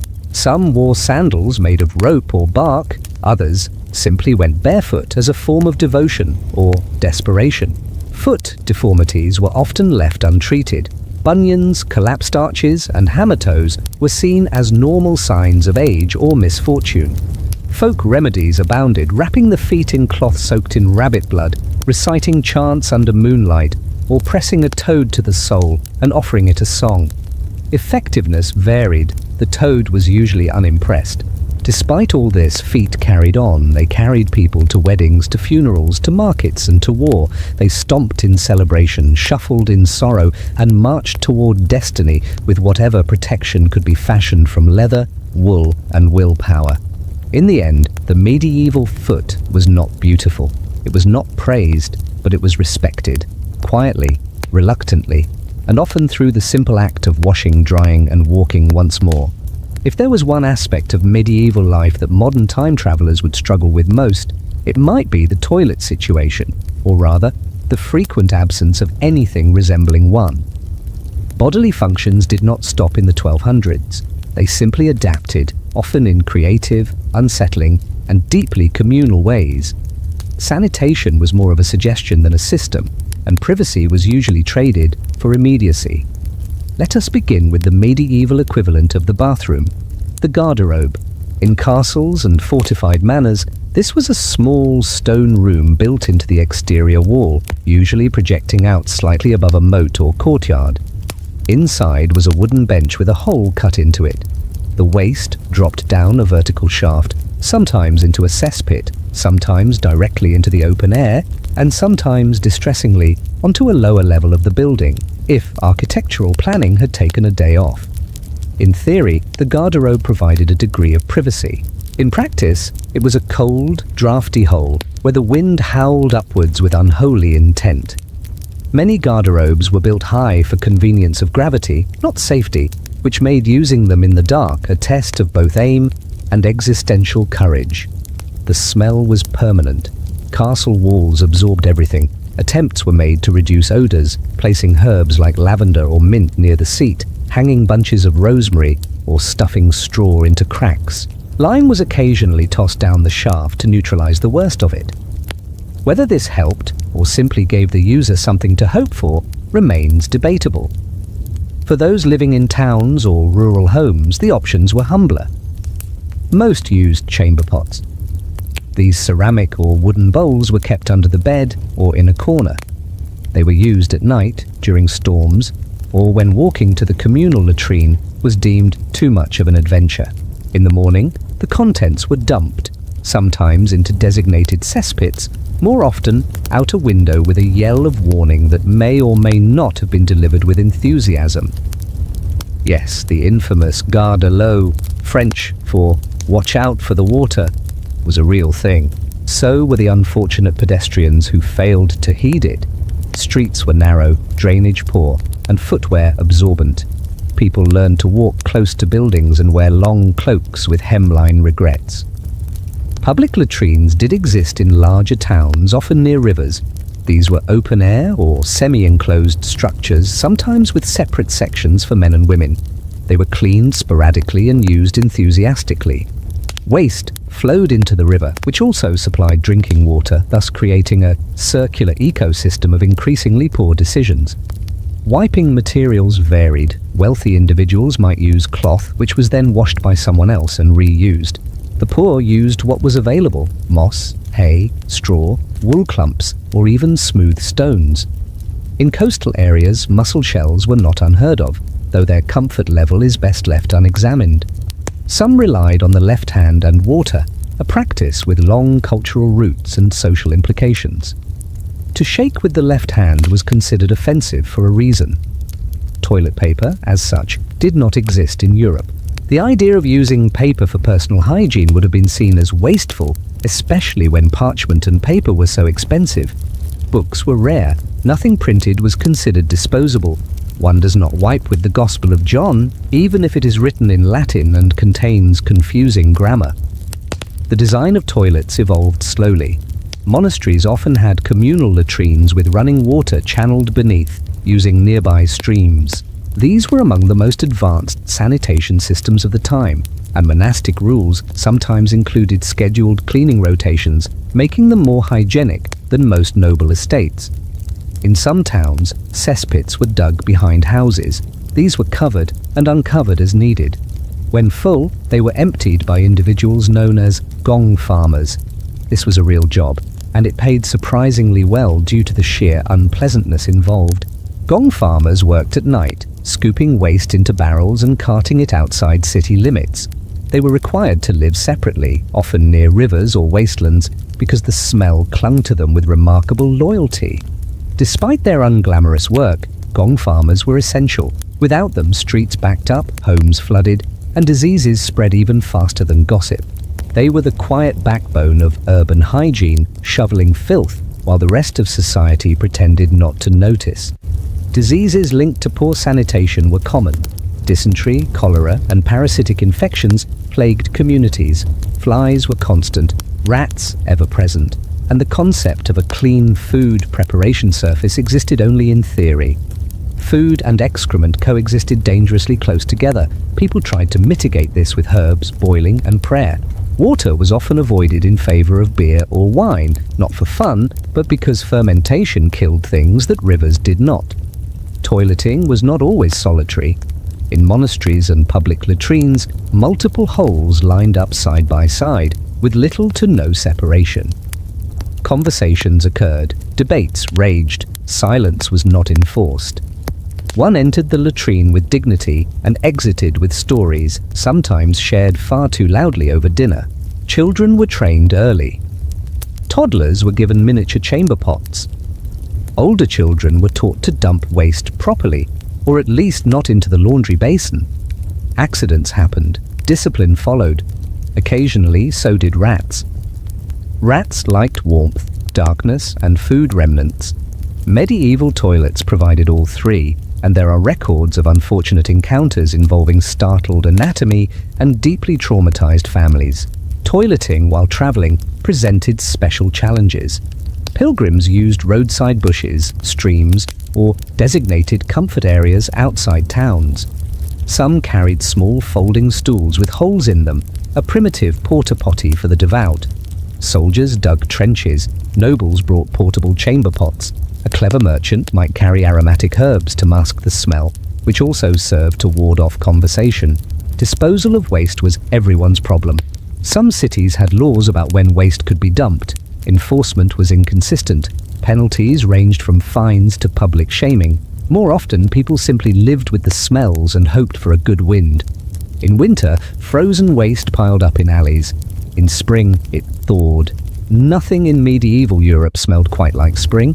There was humour too. Medieval jokes often referenced bodily functions. Plays featured fart gags. Poems hinted at unfortunate noises from the back row of the pew. One manuscript contains a recipe for a potion to silence the wind, involving boiled leeks and very specific prayer timing. No one knows if it worked, but the attempt speaks volumes. In the end, toileting in the 1200s was neither refined nor comfortable.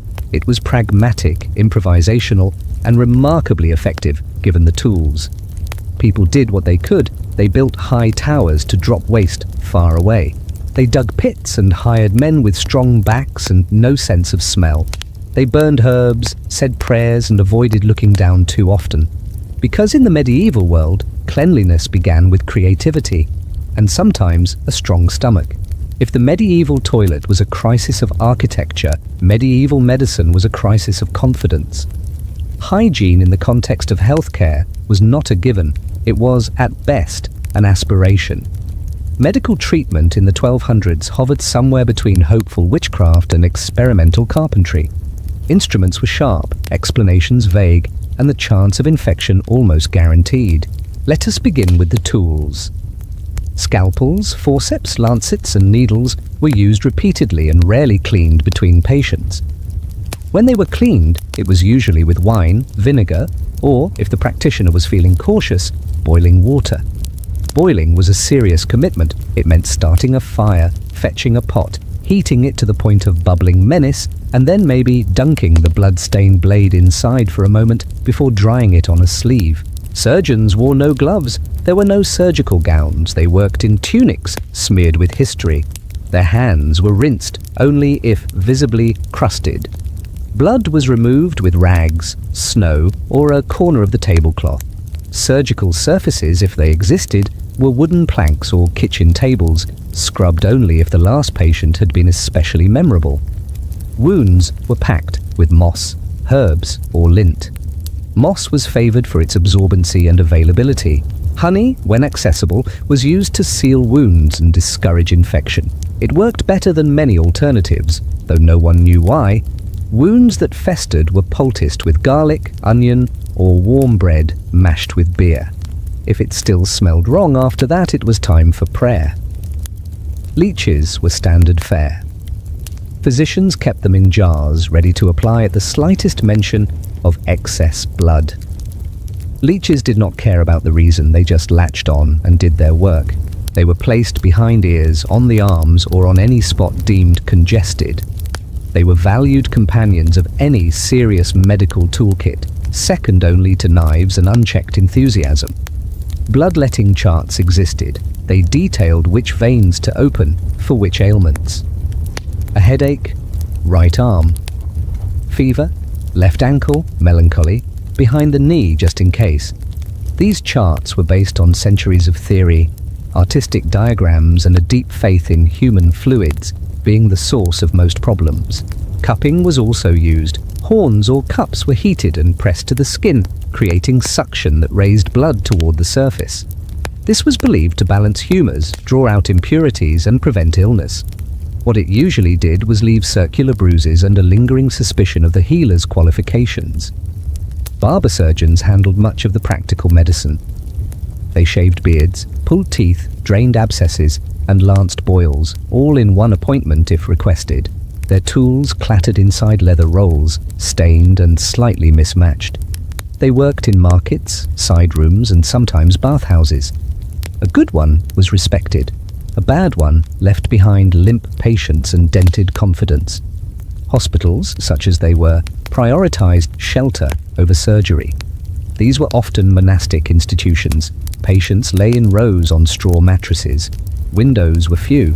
Ventilation was a rumor. Linens were changed when they could no longer be ignored.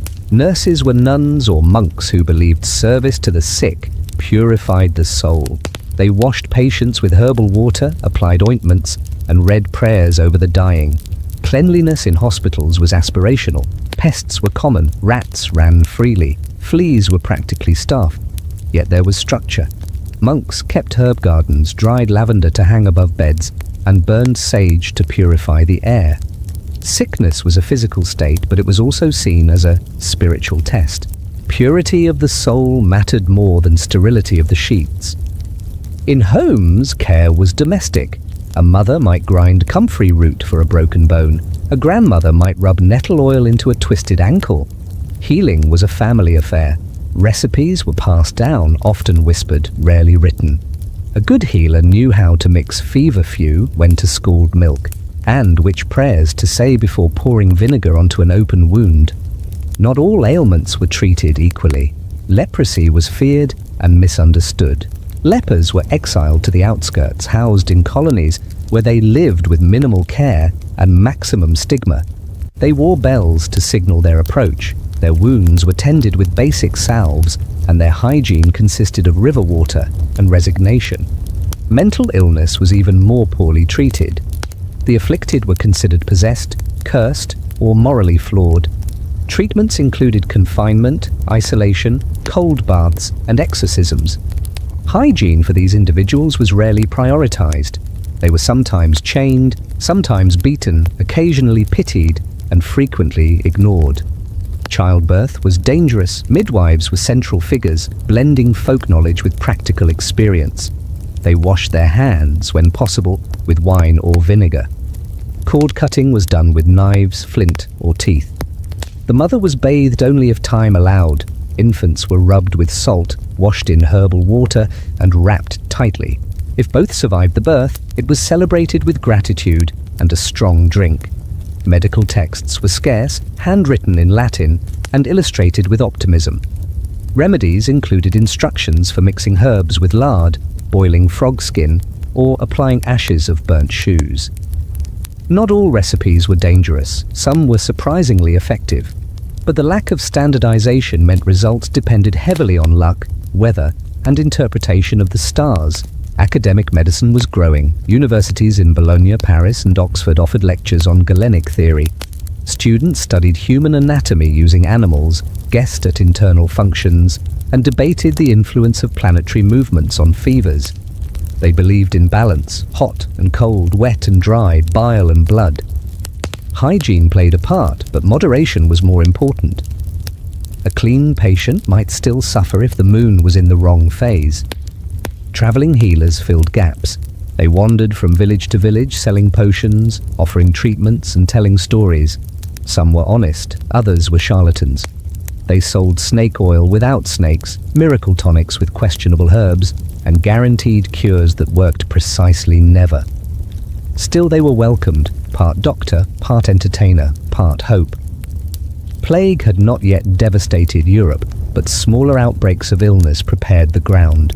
Towns developed rudimentary quarantine practices. Homes with illness might be marked. Whole streets were avoided. Healers burned sulfur in sick rooms, washed walls with vinegar, and wore herbal amulets. The link between cleanliness and health was forming, one outbreak at a time. Some forward thinkers emphasized bathing. A few doctors argued that washing the body reduced odors which might reduce disease. Others insisted baths opened the pores and invited danger. The result was confusion. People bathed, but nervously. They cleaned wounds, but only when they smelled offensive. They boiled water, but mostly for broth. Despite it all, there was care, there was effort. People tried. They wiped blood with cloths that were rinsed in cold streams. They gathered herbs from wild hills. They saved bandages, rewound them, and said prayers as they tightened the knot. The human body was mysterious, and hygiene was not yet science, but it was attention, tenderness, repetition. To get sick was ordinary. To be treated was hopeful. To survive was remarkable. In the 1200s, cleanliness and religion were not always about soap. Often they were about symbolism. Washing did not necessarily mean removing dirt. It could mean removing sin. A clean face could express humility. Clean hands might prepare the soul. Feet, if scrubbed, were not being sanitized so much as sanctified. Monasteries embodied this contradiction. Monks bathed infrequently, usually only several times a year, in accordance with strict monastic schedules. Yet they washed parts of their bodies routinely, often several times per day. Hands and faces were cleansed before meals, after sleep, before prayer, and on holy days. Not for comfort, not for hygiene, but for ritual. The act of washing was done in silence, from a shared basin using cold water. The basin was rarely emptied between uses. The water's physical state mattered less than its symbolic meaning. These ritual washings reinforced structure. Clean hands meant readiness for sacred acts. Dirty hands, like a wandering mind, suggested spiritual laxity. The idea was not to cleanse away germs, germs were not known, but to remove disorder from the soul. Foot washing was more formal. It occurred on specific days, most notably Maundy Thursday. On that day, monks washed each other's feet in a ceremony emulating Christ washing the feet of his disciples. It was meant to remind them of humility, service, and obedience. A younger monk knelt to clean the older's feet. The water was cold, the cloth rough, the air often still with reverence. The feet might be cracked, fungal, or battered from years of walking stone floors, but they were treated with grace. Pilgrims too practiced symbolic washing. They cleansed their faces and hands upon reaching shrines, springs, and sacred fountains. Some walked for months across Europe, their skin covered in dust, their feet blistered and worn. Reaching a holy site and touching water, however murky or shared, was a profound act of spiritual transition. A splash on the brow or a rinse of the palms marked arrival, not hygiene. In monasteries, large communal wash basins called lavatoria lined the cloister walks. These were stone troughs, often fed by a constant stream of water via aqueduct or cistern.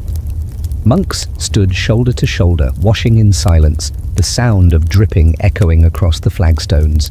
The water flowed not for sanitation, but as a metaphor of divine grace, constant, flowing, shared. Clean garments were also part of religious hygiene. Priests wore white albs and embroidered chasubles, all of which had to be spotless during Mass. The garments were handled carefully, stored in wooden chests lined with linen, and laundered with an almost ceremonial reverence. A priest who stepped to the altar with a visible stain might not be scolded, but he might be judged by both his peers and his congregation. Clean robes meant spiritual attentiveness. Wrinkled hems could suggest distracted devotion. Yet bathing the full body was discouraged. Church teachings warned that frequent immersion weakened the body, invited sin, or stirred inappropriate vanity. To bathe too often was to risk indulgence. It was seen as a luxury of the flesh, not a requirement of the spirit. Some saints were praised specifically for their refusal to wash. St. Thomas of Canterbury allegedly abstained from bathing so thoroughly that his robes became part of his skin. This was viewed not as slovenliness but as divine detachment. Hermits and ascetics rejected washing entirely. Living in caves, huts, or makeshift shelters, they saw the body as a trap. Dirt was a reminder that the world was not eternal. Soap, warmth, comfort, these were temptations. By allowing themselves to become filthy, they testified to their faith.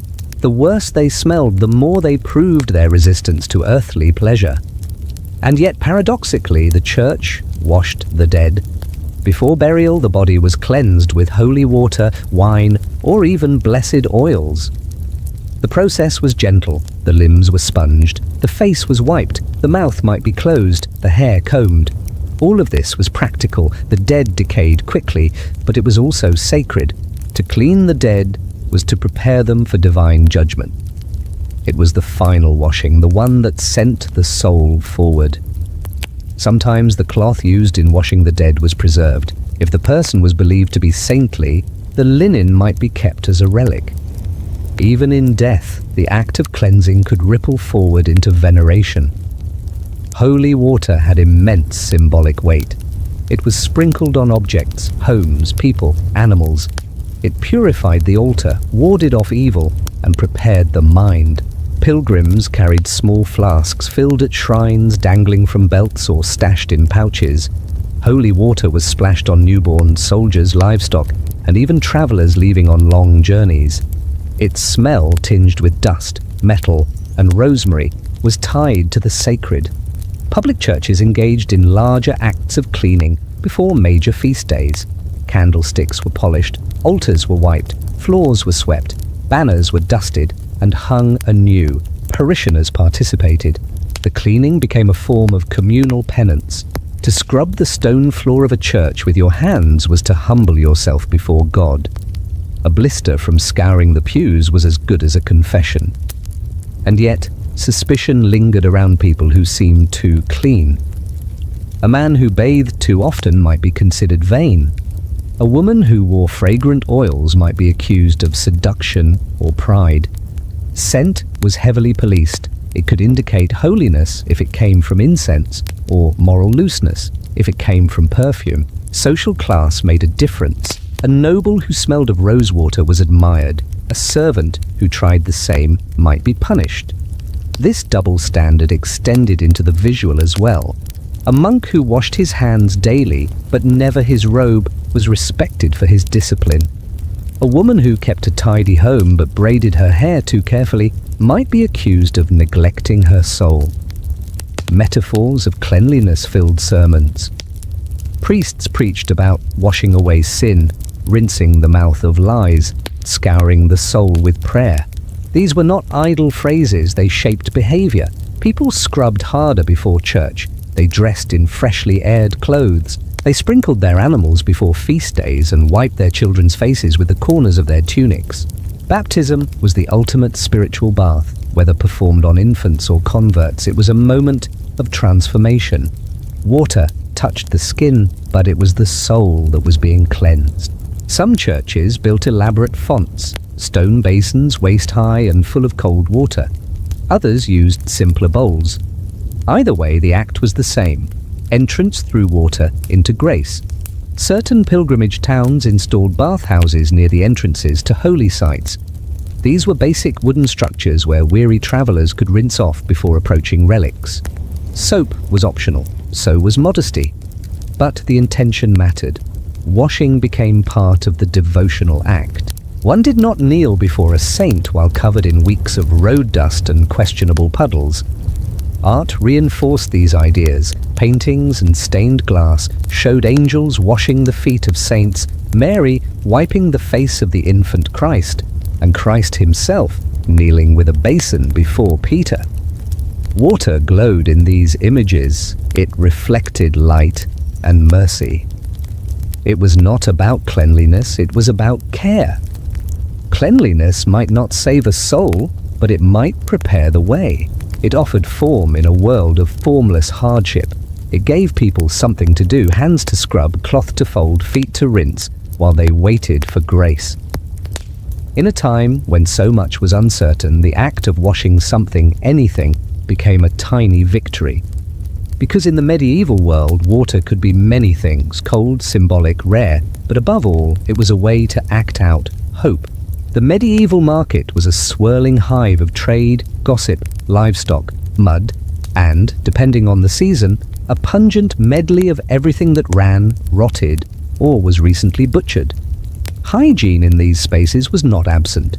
It simply followed a different logic, one shaped by practicality, availability, and an admirable ability to ignore smells that would drop a modern nose on the spot.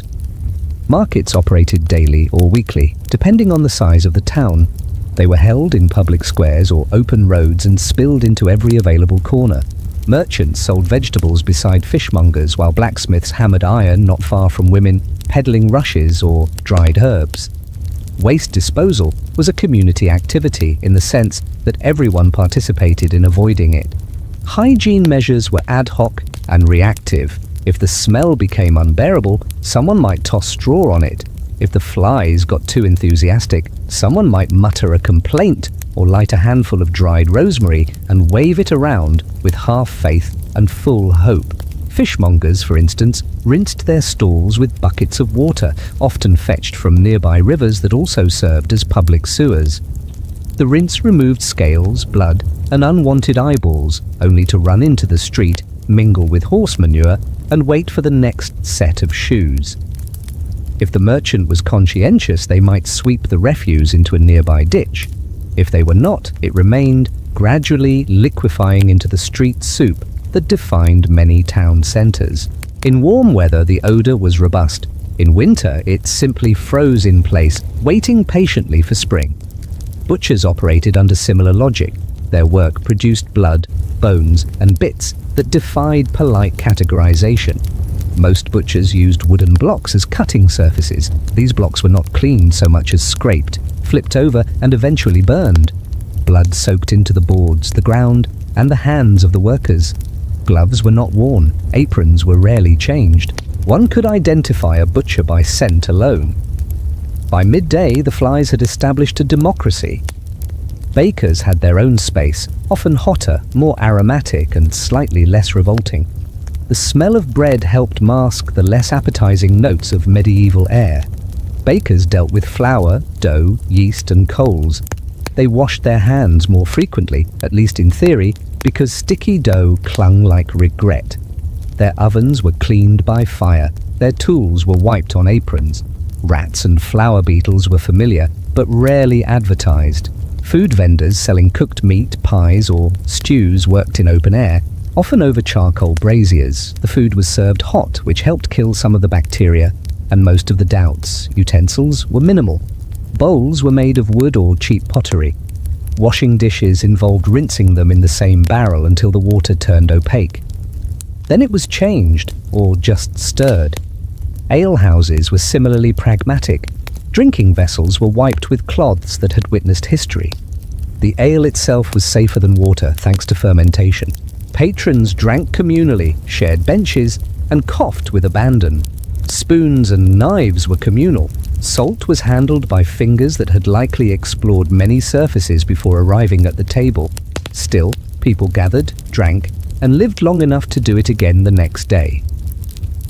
Textile workers, such as fullers, weavers, and dyers, had distinct hygiene challenges. Fulling involved pounding wool in water mixed with urine, collected from neighbors, or donated for a small fee. The ammonia softened the fibers. The smell softened one's sense of optimism. Fulling mills were built outside of town for good reason. Workers stomped the cloth with bare feet, rinsed it in streams, and then laid it in fields to dry, where birds contributed opinions from above. Dyers worked with plant-based pigments, mordants, and heat. They boiled fabric in large vats, often over open fires. The water turned vibrant, then viscous, then questionable. Gloves were rare. Dye-stained skin, nails, and everything it touched. The hands of a dyer could reveal what color was fashionable that season. Cleaning the vats was secondary to producing the next batch. Some dyers boasted a rainbow of scars. Blacksmiths, coopers, and carpenters did not focus on hygiene unless it interfered with their work. Soot, sawdust, and grease were constant. Workbenches were stained. Tools were wiped on aprons, not cleaned. Burns, cuts, and splinters were treated with spit, rags, and the occasional dab of honey. Infection was part of the process. A smith with all 10 fingers was admired. One with 9 was experienced. One with 8 had either terrible luck or very fast reflexes. Barbers operated in shops that doubled as surgical stations.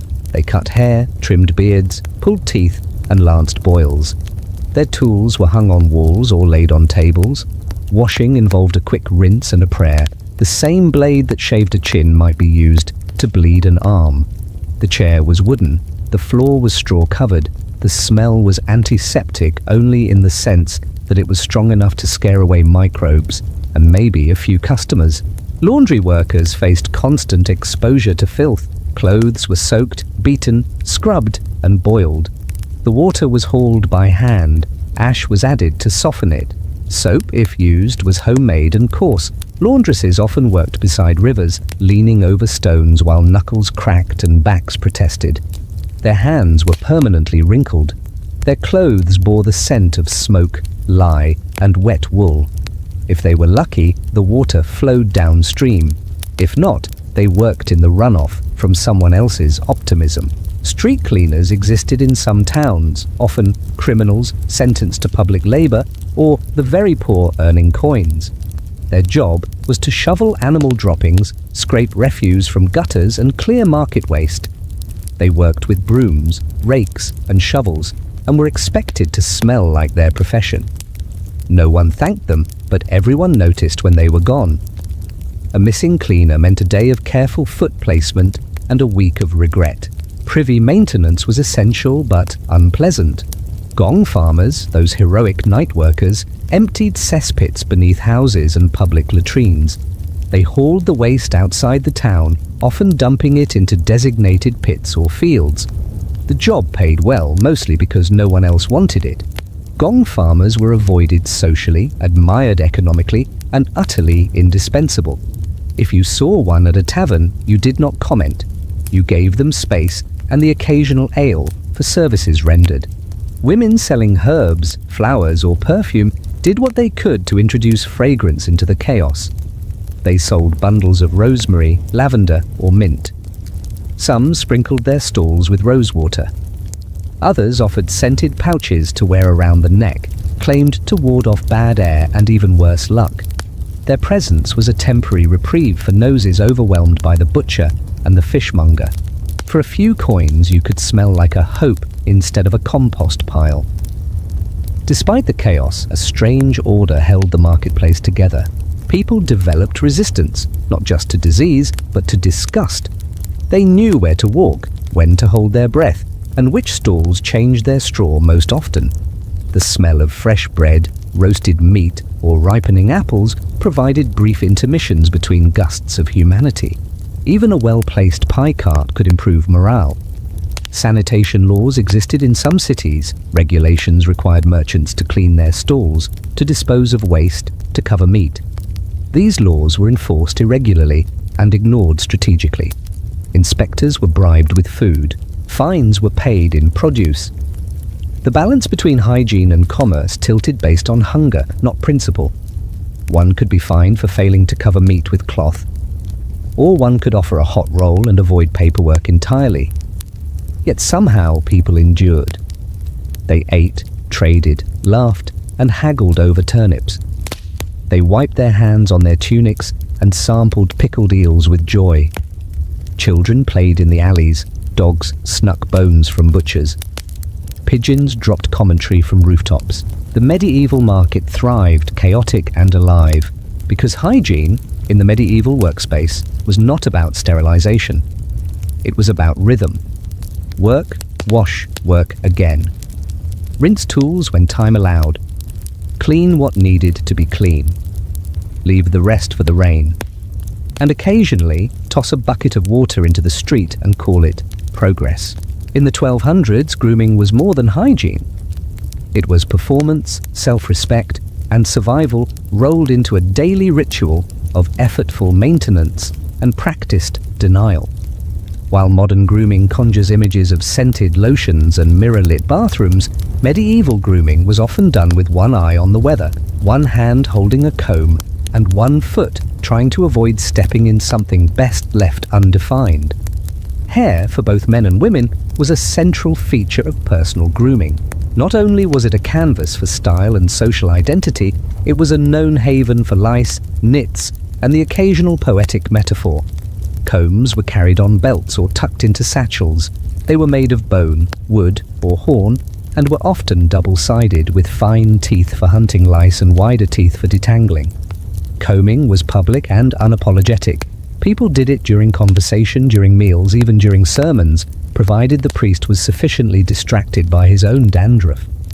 Lice were so common that not having them might have been considered suspicious. Remedies varied. Some applied vinegar, others used garlic paste, and a few brave souls rubbed ashes mixed with bear fat into the scalp, then combed vigorously until the lice either died or fled to more hygienic hosts. Certain herbs, such as wormwood and rue, were tucked into braids or sewn into head coverings to deter infestation. Whether they worked or simply smelled strong enough to convince the lice to relocate remains unclear. Children were the most infested and the least concerned, often treated in the street with a comb and a scowl. Beards were a different story. Styles varied by region and era. Monks and clergy were often clean-shaven as a sign of humility, while nobles grew carefully shaped beards to signal status and maturity. Peasants did what they could, often trimming with knives or singeing off scraggly ends with hot irons. There were no razors as such, just blades sharp enough to terrify the whiskers into submission. Beard oil existed, though rarely called that. It was usually animal fat, scented with herbs or left unscented, if the user preferred to smell like salted mutton. Beard combs were smaller versions of hair combs, and trimming was often a communal event. One man steadied the head, another did the cutting, and a third gave advice that was usually ignored. Eyebrows and eyelashes were left mostly alone. Occasionally, a noblewoman might pluck her brows thin to match a fashionable silhouette. Tweezers made of bronze or iron were used for this purpose, often doubling as splinter removers and general pincers. Eyelashes were never painted, although soot or ground charcoal might be rubbed around the eyes in certain regions, part beautification, part insect repellent, part confusion. Nails were trimmed with knives or bitten. Long nails were not practical unless one was trying to signal that they did not do manual labor. For most, nails were kept short through use alone, scrubbing, lifting, tilling, and the endless daily contact with soil, ash, and unmentionables. Hands were scrubbed with sand or soap root, rubbed with salt or vinegar, and wiped on aprons with alarming enthusiasm. A hand free of visible dirt was either recently washed or recently idle.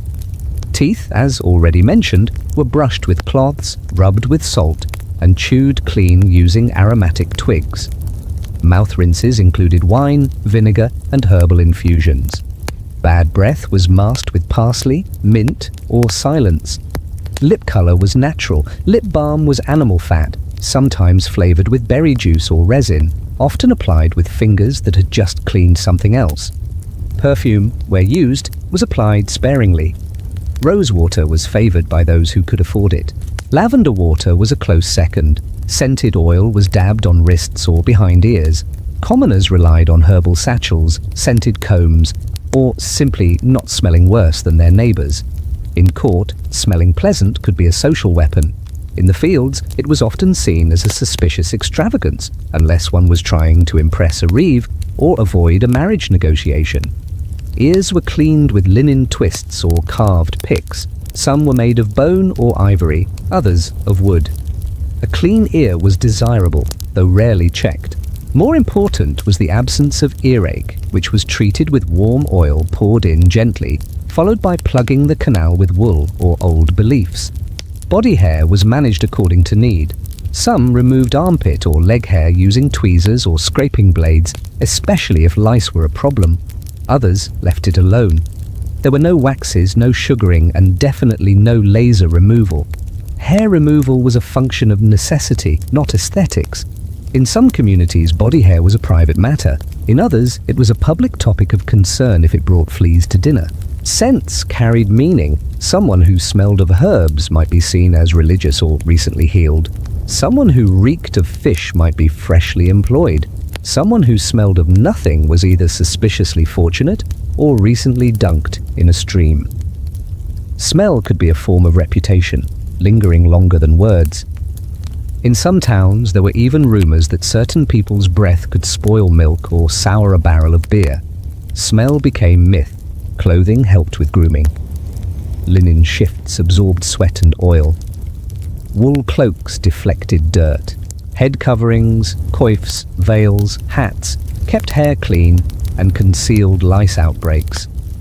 Shoes contained straw for insulation and odor control. Gloves protected hands from grime, injury, and scandal. Accessories were often more functional than fashionable, though they often managed to be both.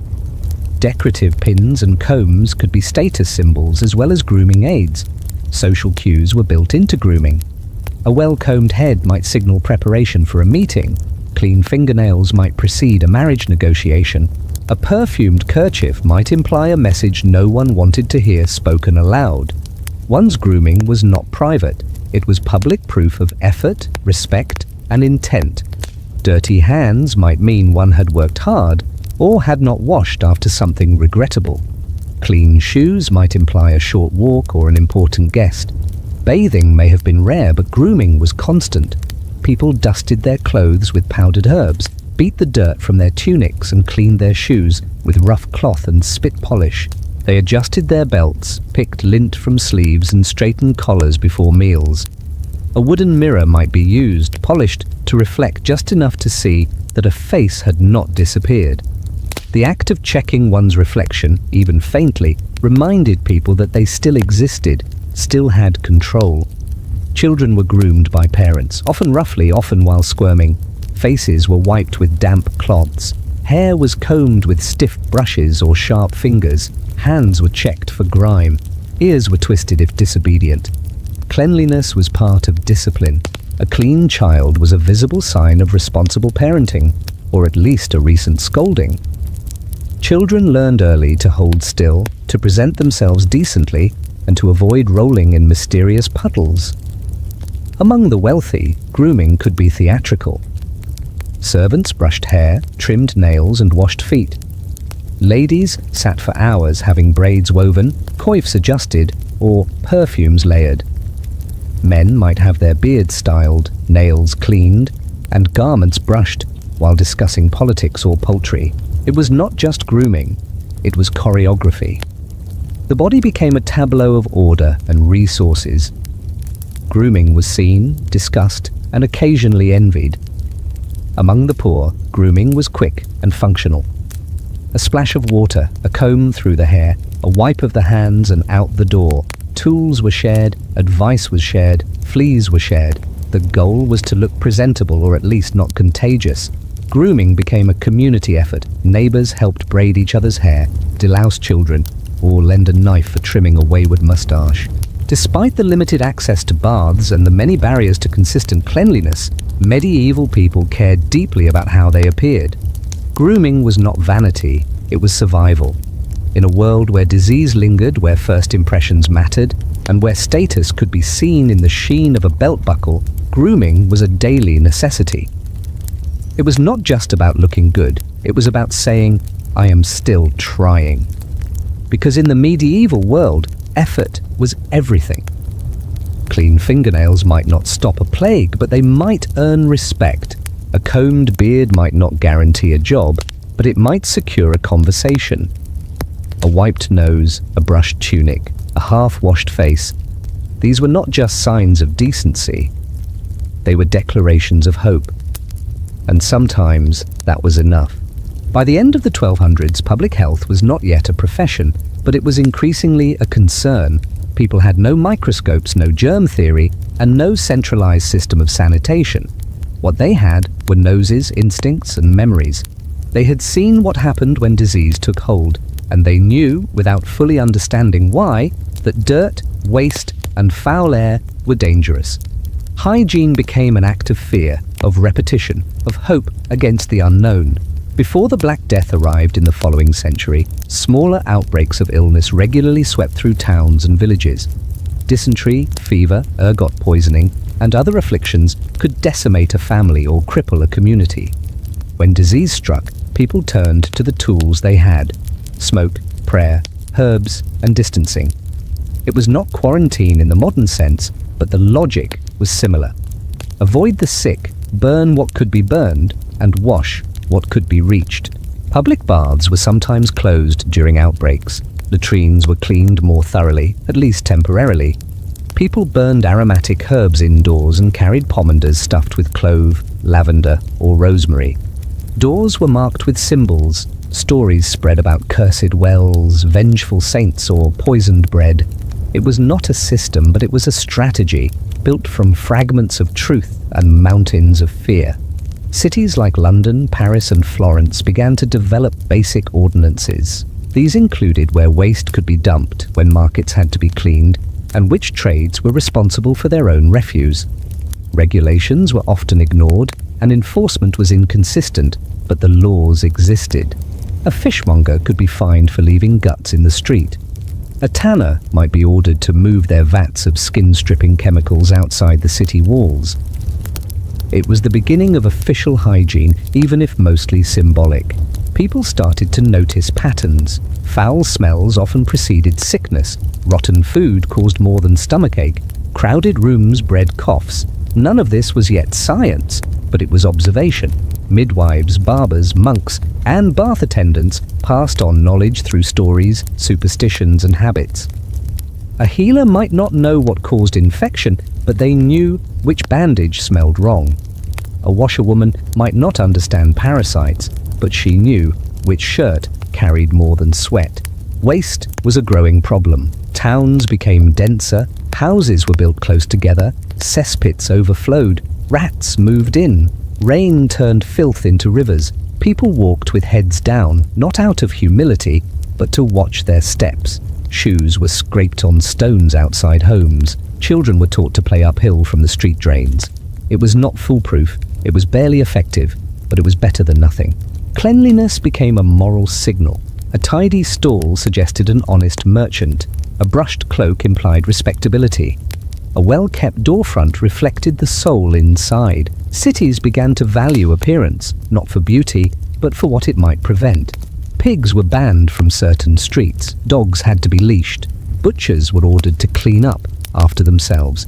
The enforcement was inconsistent, but the shift was cultural. Cleanliness was becoming civic. Water quality was another concern. Wells were lined with stone, buckets were covered, springs were blessed and protected. People who polluted shared wells could be fined or publicly shamed. Beer and wine remained safer than water, not because they were cleaner when stored, but because the brewing process eliminated many of the invisible threats. Children drank weak ale, adults drank stronger versions, not for pleasure alone, but for preservation. In churches, cleanliness took on an additional urgency. Illness was seen as a judgment. A dirty church might be considered spiritually suspect. Floors were swept, pews wiped, fonts scrubbed.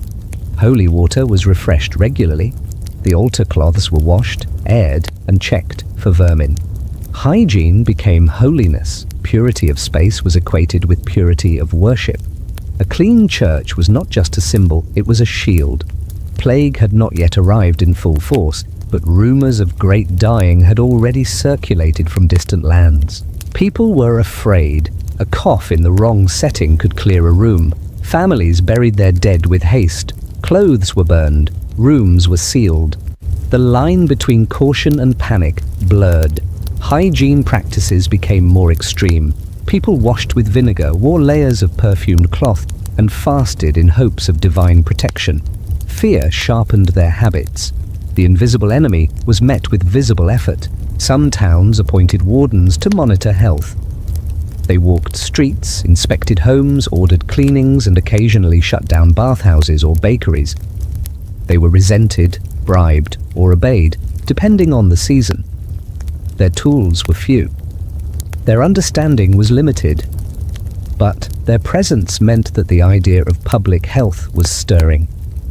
These wardens did not wield stethoscopes or wear uniforms. They carried wooden staffs and heavy lists. They spoke with the authority of experience and, occasionally, the scent of cloves to mask the stench of their rounds. In rural areas, cleanliness was more tied to nature. Villagers washed in streams, dried laundry in sunlit fields, and swept dirt floors with stiff brooms. Manure was managed with pitchforks and caution. Herbs were hung in doorways, burnt in corners and sprinkled in shoes. Animals were kept outside or inside, depending on the weather and the size of the household. It was not pristine, but it was ordered.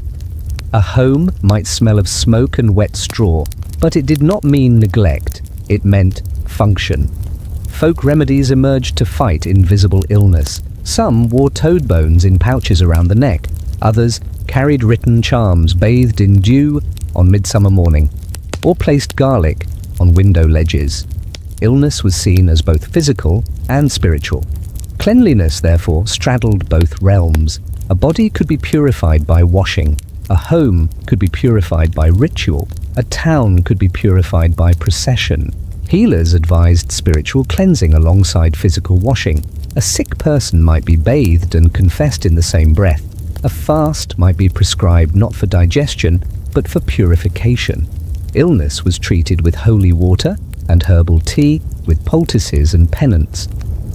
If all else failed, the priest and the barber worked together, the one for the soul, the other for the limb. Cultural attitudes toward cleanliness hardened. Laziness was equated with uncleanliness. A family who neglected to sweep their stoop might be assumed to neglect their faith. Clean clothes, even if patched, signaled diligence. Even small gestures mattered. Shaking straw out of shoes before entering a church, wiping soot from one's face before a meal, brushing crumbs from a tunic before confession. Guilds began to regulate aspects of hygiene in their own ways. Tanners were pushed to the outskirts. Butchers had assigned dumping grounds. Barbers were expected to maintain clean tools, though the definition of clean remained loose. Merchants selling food had to cover their wares. Bakers cleaned ash from ovens. Brewers scoured barrels. These were not yet health codes, but they were the precursors. They were signs of a society beginning to acknowledge that order mattered. Despite the inconsistency and the superstition, people tried. They developed habits. They lit herbs in sick rooms. They avoided meat during fast days and aired their bedding in winter sun. They scraped waste from doorsteps and filled barrels with rainwater. They sewed herbal sachets into cloaks. They rinsed their hands in basins before meals. Not always, not everyone, but enough to matter. Cleanliness did not cure. It did not prevent outbreaks or stop plagues, but it provided structure. It offered comfort. It allowed people to believe they had some control. A mother brushing her child's hair before market, a merchant wiping his stall with damp cloth, a baker sweeping ash from the oven floor. These were not grand acts, but they were repeated every day. And in that repetition, a new kind of order was born, because in the 1200s, health was fragile, dirt was everywhere. But so was discipline. People could not see the enemy, but they could sweep, scrub, sprinkle and soak. They could try, and sometimes trying was the only medicine available. The fire has long since burned low, the markets emptied, and the footsteps that once echoed through muddy streets have faded into silence. The 1200s are behind you now, faint outlines on parchment, quiet gestures in candlelight, the slow rhythm of a world held together by repetition and resolve. Imagine the last moments of a day in that time. A woman leans over a wash basin in the corner of her home, the water cloudy, her fingers stiff. She hums softly to herself, brushing dust from her child's cheeks, smoothing his hair with a hand that has wrung out linen and carried bundles of rushes from the market. There is no soap left, but the act matters.